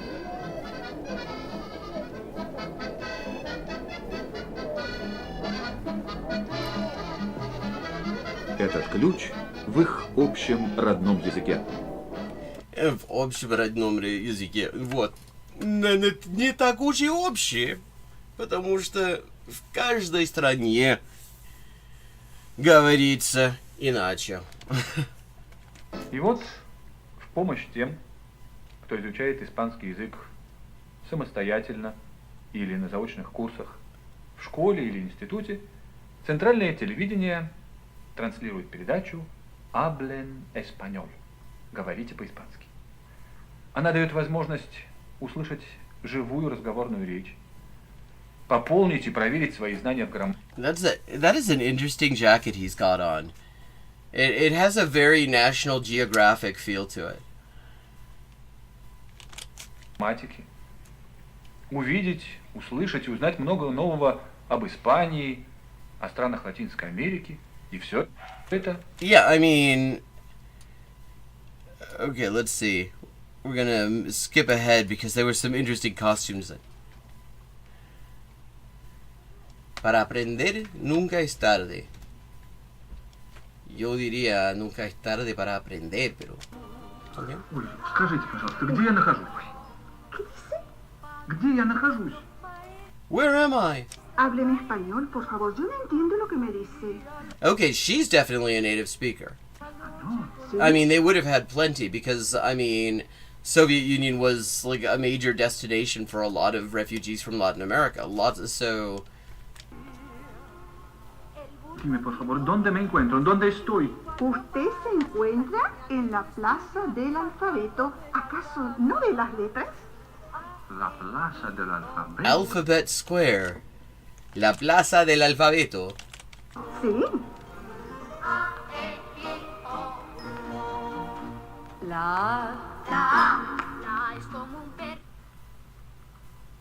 Amigos, tengo el enorme gusto de comunicaros una grata noticia. Aquí, Один en la из hospitalaria постоянных Villa персонажей de грамматикалии, nos honrará великий con su магистр, gentil This is in the land of Grammaticalia. That's what they a neat premise. сообщает жителям деревни Фонетика, что вскоре To the village of Phonetica. их посетит королева страны, Донья Система Аудиовisual. Doña Sistema Audiovisual. Weón. Okay, I mean, I have to say, I'm appreciating the pageantry. К ее приезду грамматикальцы должны разучить торжественный гимн, и всех приглашают на репетицию. procedáis a aprender la música y la letra de un himno solemne. Лёша, Лёшенька, наконец-то я тебя нашел. Yo no soy ningún Lyosa. Yo soy el gran maestro. My name is, he says, Yosha, I'm glad I found you. I'm not Yosha, I am the Grand Master, Dueño y soberano de esta isla. owner and sovereign of this Por island. si acaso, si le interesa la fonética, le propongo que me acompañe. And if you're interested in phonetics, I suggest you accompany me. Okay, I have to say, I'm charmed. I am like legit charmed by this. I don't know if I dropped the link in chat. Let me do that if I haven't. But okay, that is neat. That definitely seems like worth checking out. I mean, like both from the point of view of learning Russian, because they speak very clearly. You know, he speaks very slowly and clearly and deliberately, which is not a bad thing at all. You know, to get used to the speech, even though, you know, there are like Spanish names and words thrown in there. But actually, like, from the point of view of like a Spanish speaker learning Russian, that isn't bad, actually. Because you get some familiar in with the unfamiliar. And that is kind of how language acquisition works, a lot of it. You have like familiar and unfamiliar mixing, and the familiar helps you work out the unfamiliar. Okay, so Giga M had a suggestion here, if I can find it. Himmel und Erd, Cliff, Hämmerle kocht mit Herz am Herd. Interesting. Wir werden mal sehen, worum es da geht.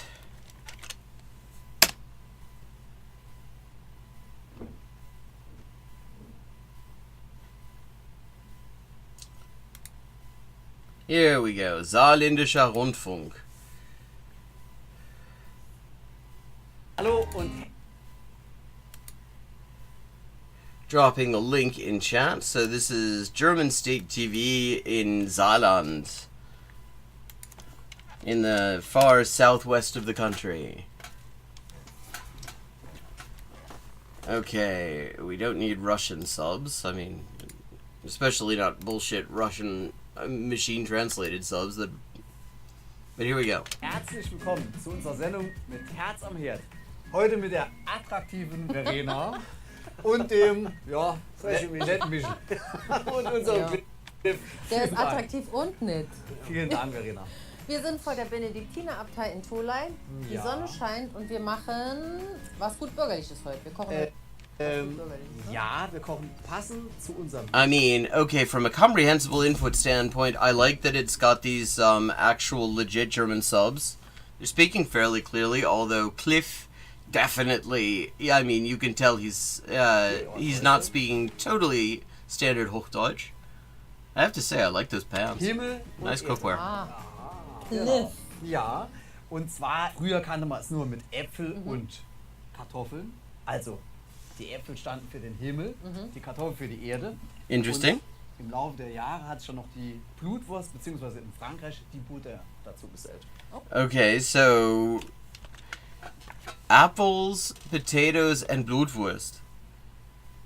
Interesting. This is why I don't go out for German food.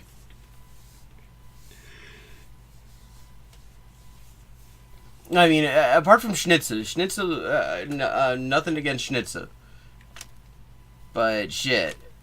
Okay. Und so ist ein Lieblingsgericht in Europa entstanden, kann man schon so sagen. Das war früher bäuerliches Gericht, habe ich gelesen, gehört, und jetzt ist auch in der Haute Cuisine eingekommen, oder? Genau, also bei uns gibt es das auch als Amüsbusch zum Beispiel, als Gruß aus der Küche.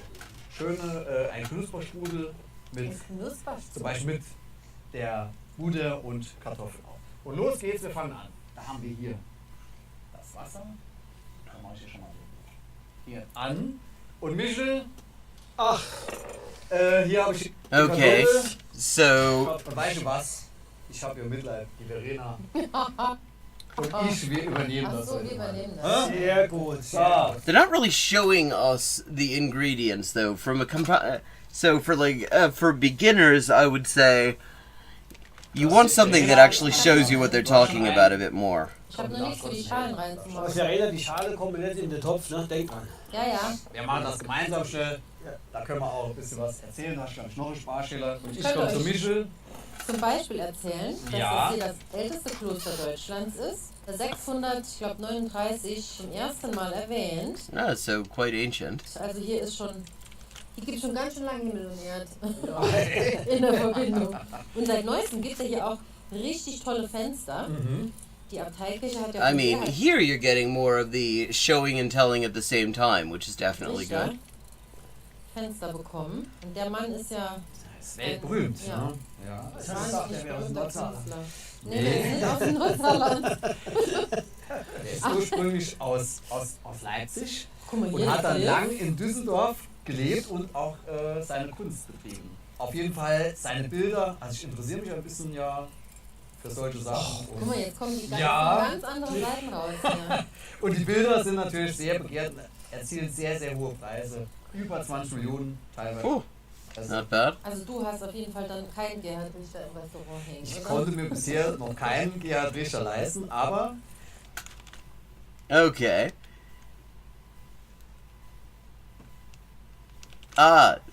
Du hast Himmel und Erd gemacht. Ah, jetzt verstehe ich. ich habe ja heute das ganz große Vergnügen, eine Sendung. I mean, ich mag Kartoffeln für mein Leben gern. Ich mag Äpfeln. Aber Kartoffeln und Äpfel zusammen, also Erdäpfel und ja, Baumäpfel zusammen, ja, also da bin ich nicht so stark drauf. Kochsendung von diesen tollen Fenstern zu drehen. Das, Also also ich fühle Nicht mich so scharf schon drauf, meine geehrt, ich. ja. Man ist ganz nah dran, auf jeden Ich Fall. bin ganz nah an der Kunst. Und Ja. was passt besser dazu? Kochkunst. Ach so, ja, komm. Ja. So, der haben wir Na jetzt geschält. Okay. Let's see.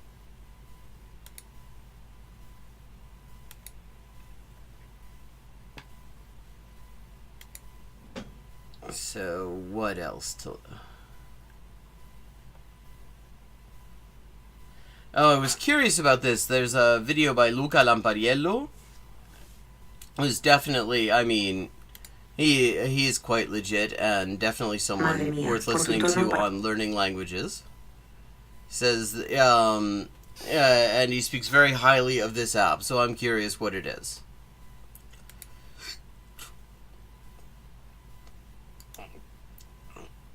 Langua Talk, apparently.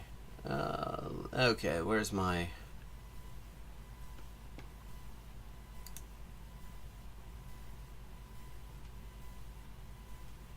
Hang on.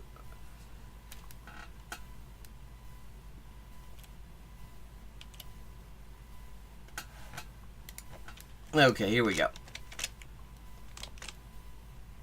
Drop this link in chat as well. Luca Lampariello is definitely somebody I have a lot of time for. And I'm curious what this app is that he speaks highly of. Pues resulta que se lió con el cajero del supermercado y estoy desesperado. Okay. And now Firefox is being mildly annoying. Mía, por tu tono parece algo serio. ¿Qué ocurrió durante el viaje con Marta? Pues resulta que se lió con el cajero del supermercado y estoy desesperado. Language talk. I've never been a huge fan of language learning apps. See, that is already something. I've tried quite a few, and I did. Yeah, I mean, one thing, like, people who are really big fans of language learning apps, you know, and suggest that that is, like, in itself a way that you're going to learn a language with, like, I mean, I'm not going to say, I don't know all the apps, so I've never heard of this one he's talking about, but, like, I generally, to me, it always helps the credibility along when somebody is not a big fan of the whole genre of these apps, because so many of them are kind of useless. Experimented with AI tools like ChatGPT to practice speaking in different languages. But after the first wave of excitement passes, I'm usually left unimpressed. Yeah, maybe it's just my me, experience but I too. haven't been impressed by many language learning apps until recently. Roughly a month. Okay. Hey, I gotta get that chat where I can actually see it.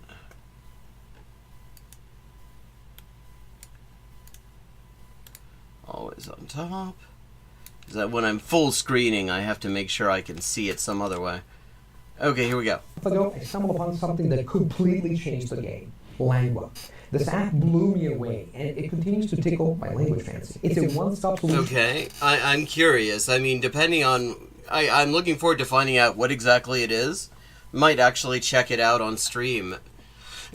For learning and improving multiple languages. Whether you want to read, write, listen, or, most importantly, speak, Langua is absolutely phenomenal. I love it so much that I've used it every single day for the past month without fail. It's that great. You can check it out for yourself by clicking on the link in the description. And even more, you can save 20% on their annual plans if you use the code LUCA20 on the checkout page. Okay, so he is really... okay, he's full on endorsing it. I have an affiliate program with Langua, but this collaboration happened because I genuinely believe it's worth the hype. So, let's get... Since I have not even heard any of the hype, I'm very curious what this is. Into how you can go from frustrated to fluent with the help of Langua. Hola Luca, ¿qué tal estás? ¿Y de qué te apetece hablar hoy? Hola, sabes, necesito hablar contigo. Algo muy fuerte ha pasado. Vaya, cuéntame qué ha pasado. ¿Qué es eso? Okay, are we... is this an actual person he's talking to? I mean, it kind of sounds... It sounds like a human voice, but there's something that it makes me think maybe it isn't. Pues no estoy bien para nada. Sabes, fuimos a Ibiza, ¿te acuerdas? El aniversario de Marta, mi novia polaca, y pues pasó algo. Madre mía, por tu tono parece algo serio. ¿Qué ocurrió durante el viaje con Marta? Pues resulta que se lió con el cajero del supermercado y estoy desesperado. Okay. Joder, lo siento muchísimo, Luca. Esa traición duele una barbaridad. ¿Cómo te enteraste? Okay, very Spanish she's speaking there. Okay, so interesting.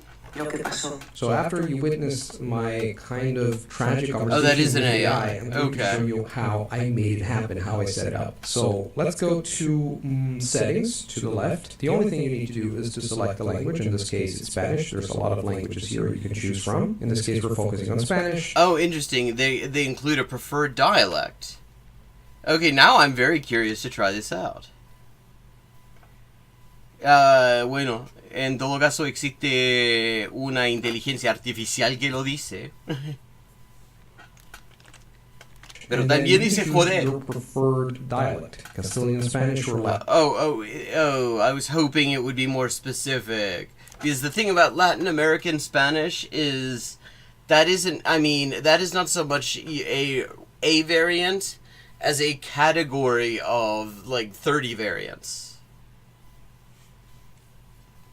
Latin American Spanish. So I had that set up, Castilian Spanish, but you can click on Latin American Spanish, and here you go. And then you have another option, what language should we show translation in? This is going to be quite useful, and I'm going to show you in a second why. And then you can choose your level, beginner, basic, intermediate, or upper intermediate, or advanced, which is the option I chose for Spanish, because Okay, interesting. I think I speak Spanish decently. And then, I would say of course, so. I mean, when I've heard him speaking Spanish, he speaks Spanish very nicely. Which days of the week do you plan to use lengua? Basically, I clicked on everything, so I'm going to have a conversation every single day with lengua. So here is a simple way in which you can set up. Well, I mean, I would say a lot.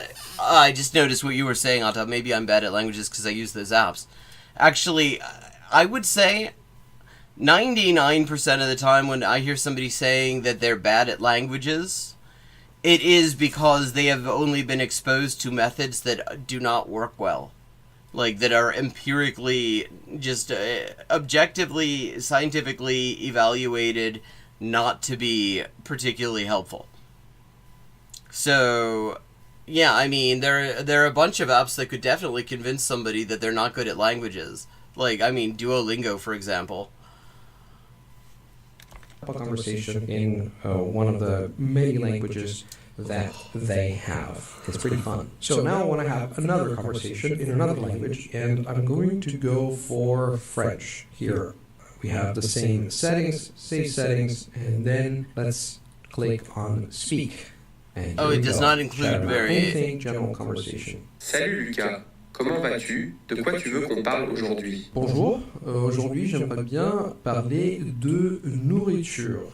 Ah, la bouffe, un de mes sujets préférés. Okay, neat. I like that it comes up with a colloquial synonym there when he says nourriture. Quel type de cuisine tu aimes le plus? Bien sûr la cuisine italienne, parce que c'est la meilleure du monde, n'est-ce pas? Ouais, en effet. Ah, je m'attendais à cette réponse. La cuisine italienne est délicieuse, mais franchement, je trouve que la cuisine française est tout aussi exceptionnelle. Qu'est-ce que tu préfères comme plat italien? Hey, like, this feels a little bit less natural. I mean, it is a bit more wooden, I have to say. The words don't flow together the way that it does in French.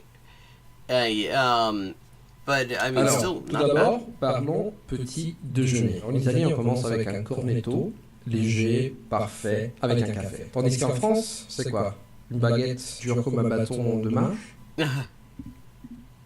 Rire et pas si vite avec les critiques. Le petit déjeuner français, c'est un croissant tout chaud et croustillant. Ou des pains au chocolat qui fondent dans la bouche, certainement pas une baguette rassis. Comment? I mean, actually, I have to say, really not bad. I mean, like, the dialogue is actually quite good. Quand tu peux comparer un cornetto à la perfection d'un croissant au beurre? I mean, I think I may have to, I may have to, like, try this out on stream tomorrow when we come back.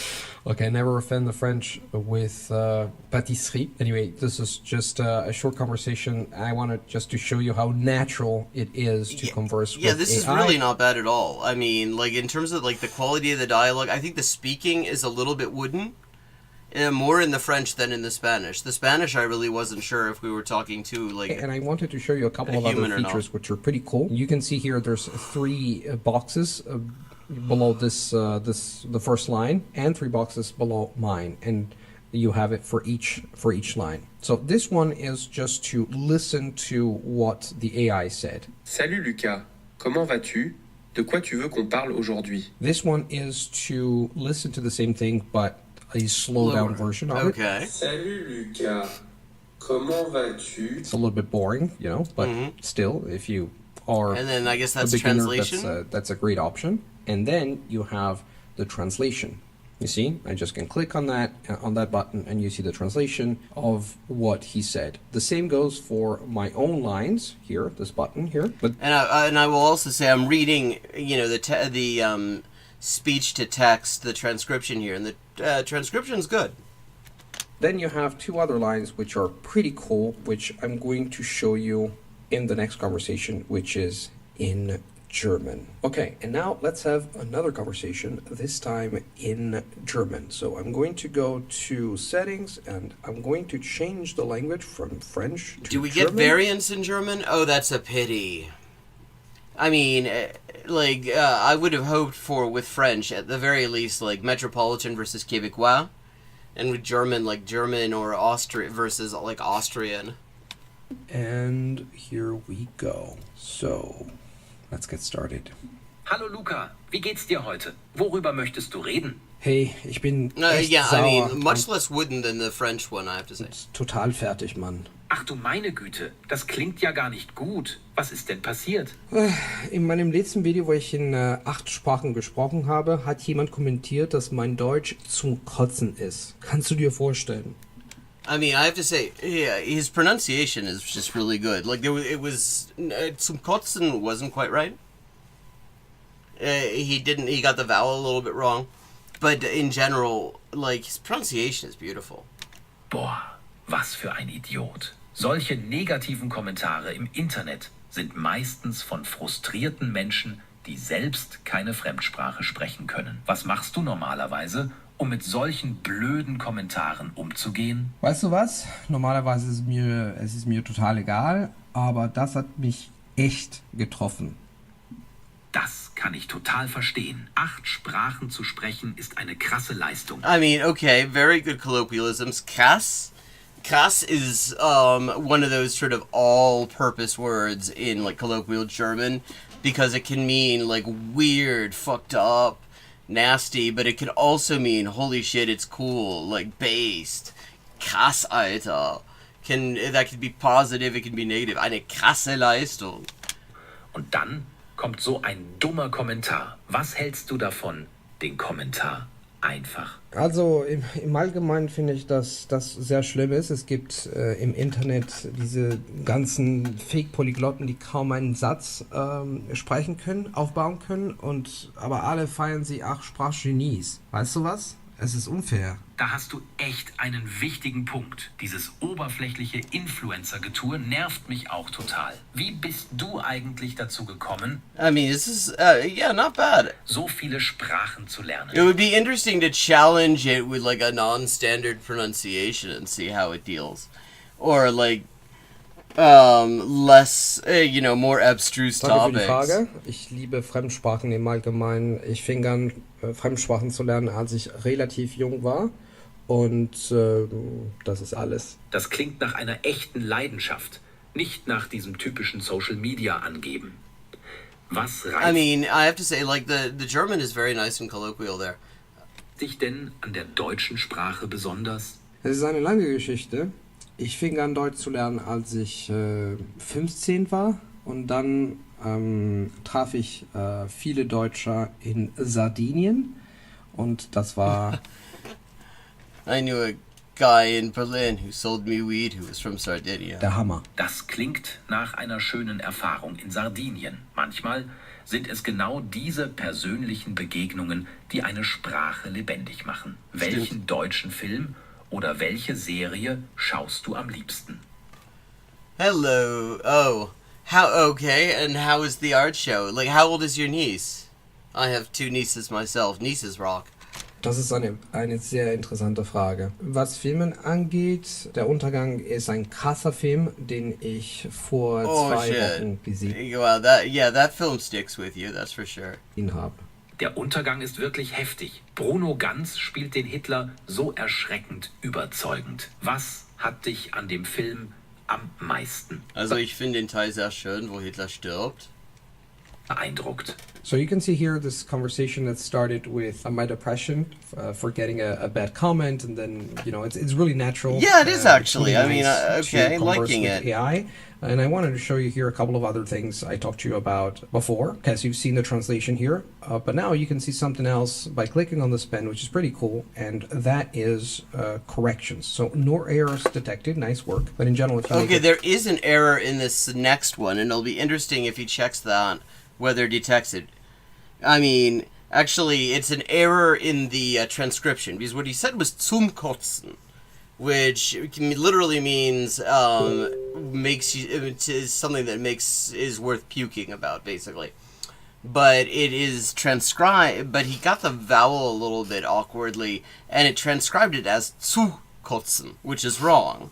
So if the error correction is good, it should be correcting zu kotzen. Mistake. It should also be suggesting that Konjunktiv 1 would be appropriate. Dass mein Deutsch zum Kotzen sei. That is a little bit, in colloquial speech, you can kind of take it or leave it, and nobody will notice.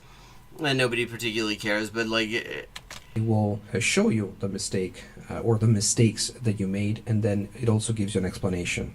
Let's see if I made some mistakes in the lines below. And then you also have another one here, another icon, and if you click on that icon, it gives you an alternative way of saying the same thing. So yeah, okay, let me see. Hey, ich bin echt sauer und total fertig, Mann.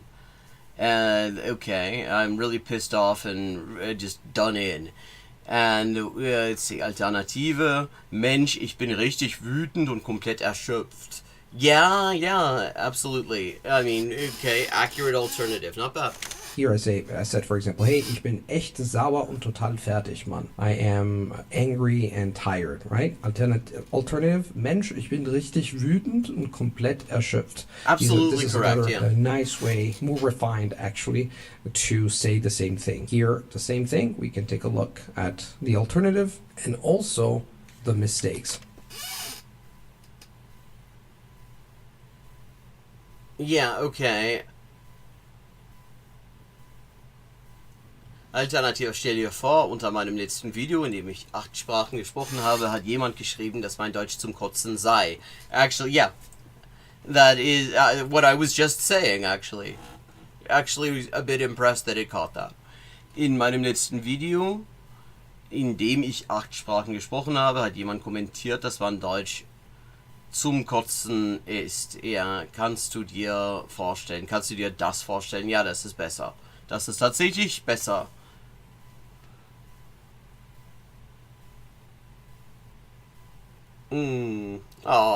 Snow cone trucker. Oh, that sounds lovely. My nieces are 11 and 15. It's amazing how quickly that happens.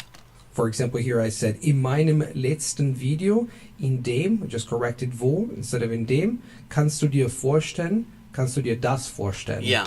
Can you imagine is much more like a common way of saying it in English. But in German, it does sound better if you've got a direct object there, at least a stand-in for one. And also here, dass mein Deutsch zum Kotzen ist. It just corrected the fact that the K is not capital K, but that's totally fine. And then I can click on check and explain, and as you can see here, it also gives you the explanation of why I made these mistakes, which is a very, very cool feature. So I can keep clicking, for example, here on these icons to see an alternative way of saying things, my mistakes. Ja, hör mal, eigentlich lässt mich sowas kalt, aber diesmal hat es mich wirklich verletzt. Yeah, okay, good alternative, well done. Etc., etc. And it's really cool. Also, on top of that, the translation, of course. And then, what you can do at the end, you can do something very, very cool. Okay, and that is the following. interesting. You click on this icon here, which is a sort of a telephone icon. And if you click on that, you can choose between these options. Get my feedback report, download transcript, and the chat without feedback. Of course, I want some feedback, so I'm just going to click on Get My Feedback Report. It takes around 10-20 seconds, sometimes it's even faster, and basically, as you're going to see right now, you're going to see the entire feedback as if a tutor had listened to you and had prepared a feedback at the end of the conversation. Okay, what you did well. Excellent use of colloquial expressions and idioms like zum Kotzen, der Hammer, total fertig. Yeah, strong ability to express emotions, personal opinions, appropriate vocabulary and structures, good use of complex sentence structures, subordinate clauses. Some issues with case agreements, particularly with plurals, occasional word order mistakes in subordinate clauses, minor article and gender areas.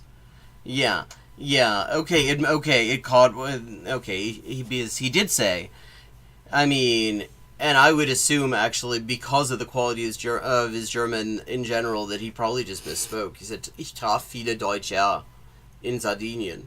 And correctly, it corrects, ich traf viele Deutsche, plural, in Sardinien, yeah. conversation, which is nothing short of amazing. So, for example, So here that, yeah, you can see what you did well. And an alternative that is actually correct. Ich lernte viele Deutsche in Sardinien kennen. Or you can also say, ich lernte in Sardinien viele Deutsche kennen. Or in Sardinien habe ich viele Deutsche kennengelernt.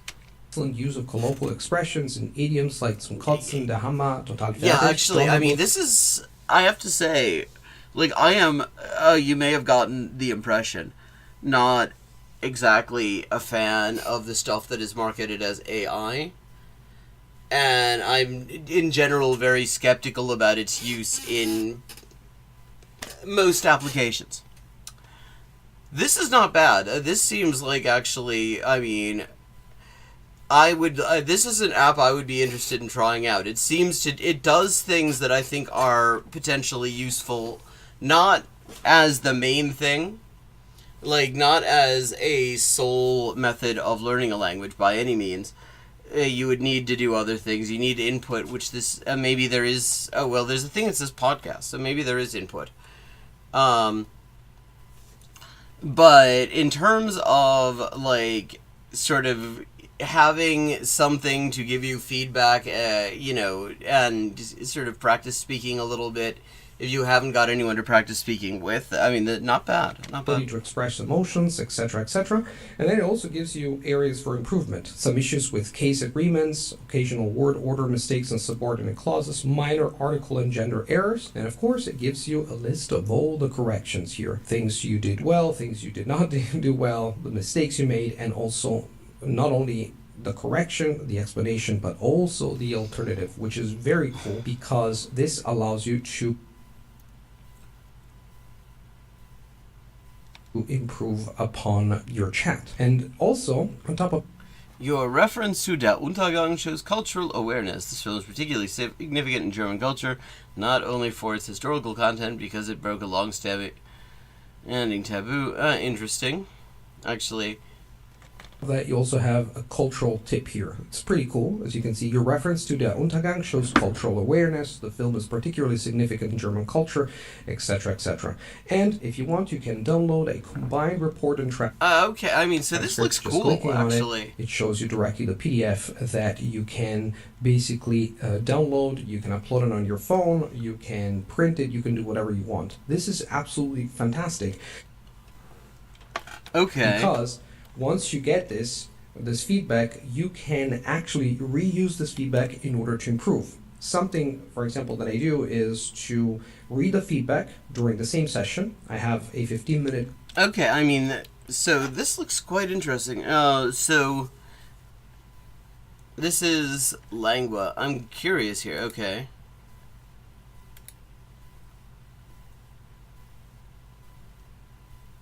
I'm going to drop the link in here if anyone else wants to try this out. And he's got an affiliate thing with them, a promo code. Let me just... I'm going to drop that in there too. Okay. So...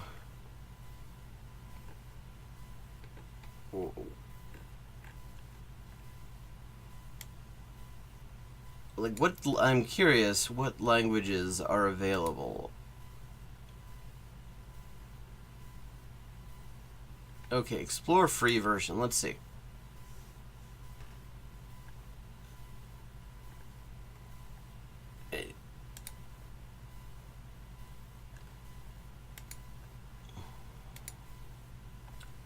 Okay, here we go. Listen to a podcast. Intermediate, Colombia.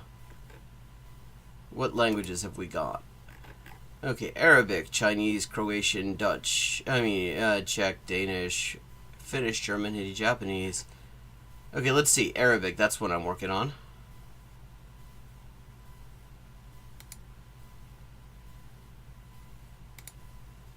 Intermediate is more or less correct. Okay, Diwan, Levantine Arabic podcast.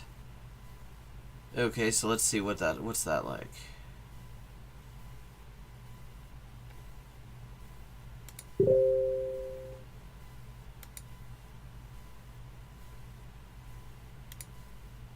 مرحبا، زمان عنكم. الشهر الماضي كان عندي كتير شغل، بس هيني رجعت. وفي هاي الحلقة رح نحكي أكتر عن الشغل. بس قبل الشغل بدي أقرأ الكلمات الجديدة. Okay. بدخل. Very slow speaking, I have to say. Like... Okay, let's see. Discouraged by what? What's making you feel discouraged, Ata? Let me try... I don't know. Japanese.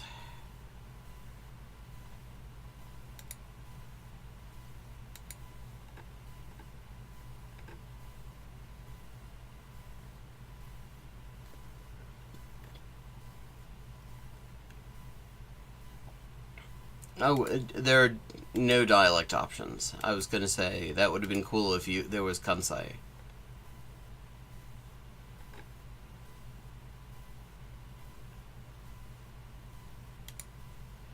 Okay, let's see what this sounds like. Miku.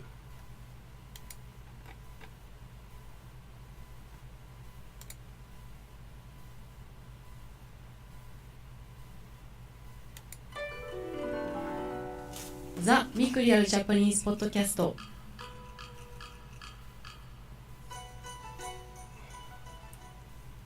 皆さんこんにちは。 Let's see. Let me make sure. Can you see all this on the screen? Yes. Okay, that's showing up. 今日も私のポッドキャストを聞いてくれて本当にありがとうございます。皆さん、最近私ハマってることがあるんですけど、レコードプレイヤーで音楽を聴くことにハマってるんですよ。皆さんはレコードプレイヤー持ってる？ Okay. Very authentic, natural. That is an actual person speaking. Neat. Okay, so... Yeah, I mean, this is looking like an interesting thing. This is definitely looking like... definitely worth a go.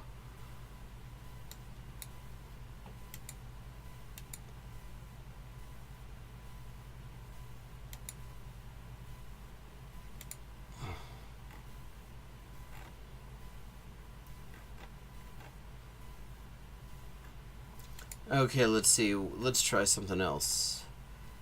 What else have we got? Chinese.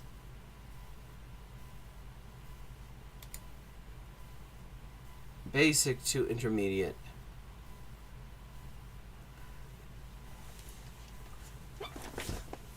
Well, sometimes... First of all, let me just say, sometimes when you're feeling like that, Ata, the best thing for it is to just take a hard break. Just get away for it, get recentered, do something else that is of interest to you, and come back to it when you're feeling a bit refreshed. And the second thing is that at that point, yeah, it's also worth like considering your methods, because often when we're not getting anywhere, it's because the method isn't quite right or the materials aren't the best sort. So, I mean, that's what I would do. I mean, and another thing is, one of the, when it comes to acquisition, a lot of that is what's known as passive learning. And I mean, not passive, implicit learning. And that implicit learning, the thing about it is you don't know what's going on, is the thing. You don't actually know that you're learning. It's just sort of gradually making sense in your head. It's an unconscious thing. And so, in that sense, I wouldn't assume that you're not getting anything just because you're not immediately noticing it. But this is something where it sounds like you're burning out a bit and you should probably take a break and then maybe revisit your choice of materials. Actually, like, you know, we've only got a couple of minutes left, but let's see. Let's see, Korean was one of the languages that was available. So, let's see, Korean podcasts.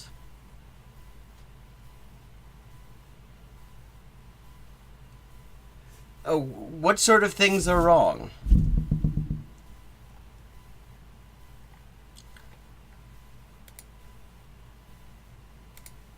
Okay, let's try.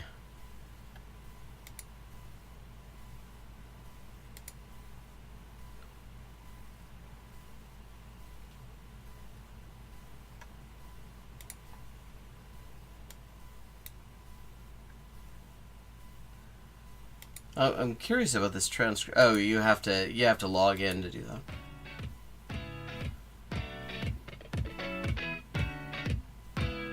한국인의 말 왜 지역마다 다를까? 방언으로 보는 한국. I love dialectology, so. 한국어 팟캐스트.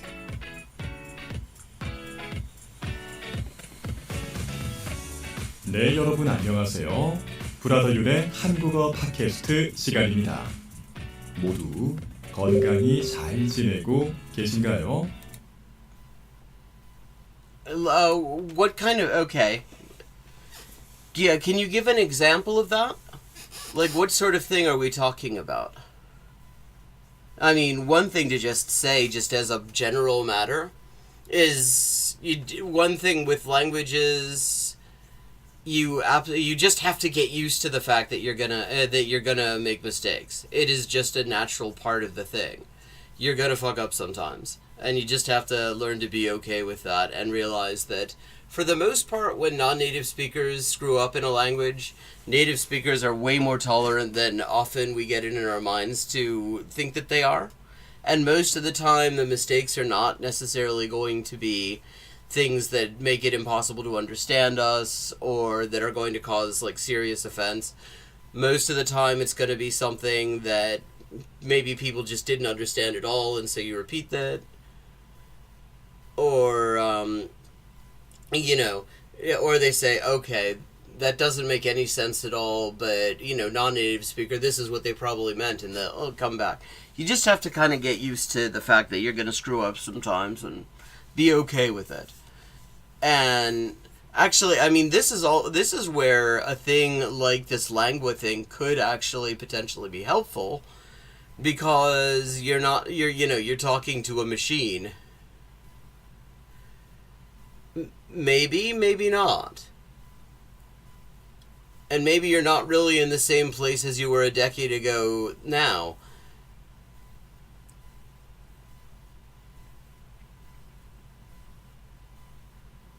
But it is getting a bit, it is getting to be the time to wrap up. I will be back tomorrow at 4:30 p.m. U.S. Eastern Time. And I'm on the Discord. Are you on the Discord, Atta? So we could continue this there, potentially, though I am going to be getting dinner at some point fairly soon. Have a good evening, and I look forward to seeing you tomorrow at 4:30 p.m.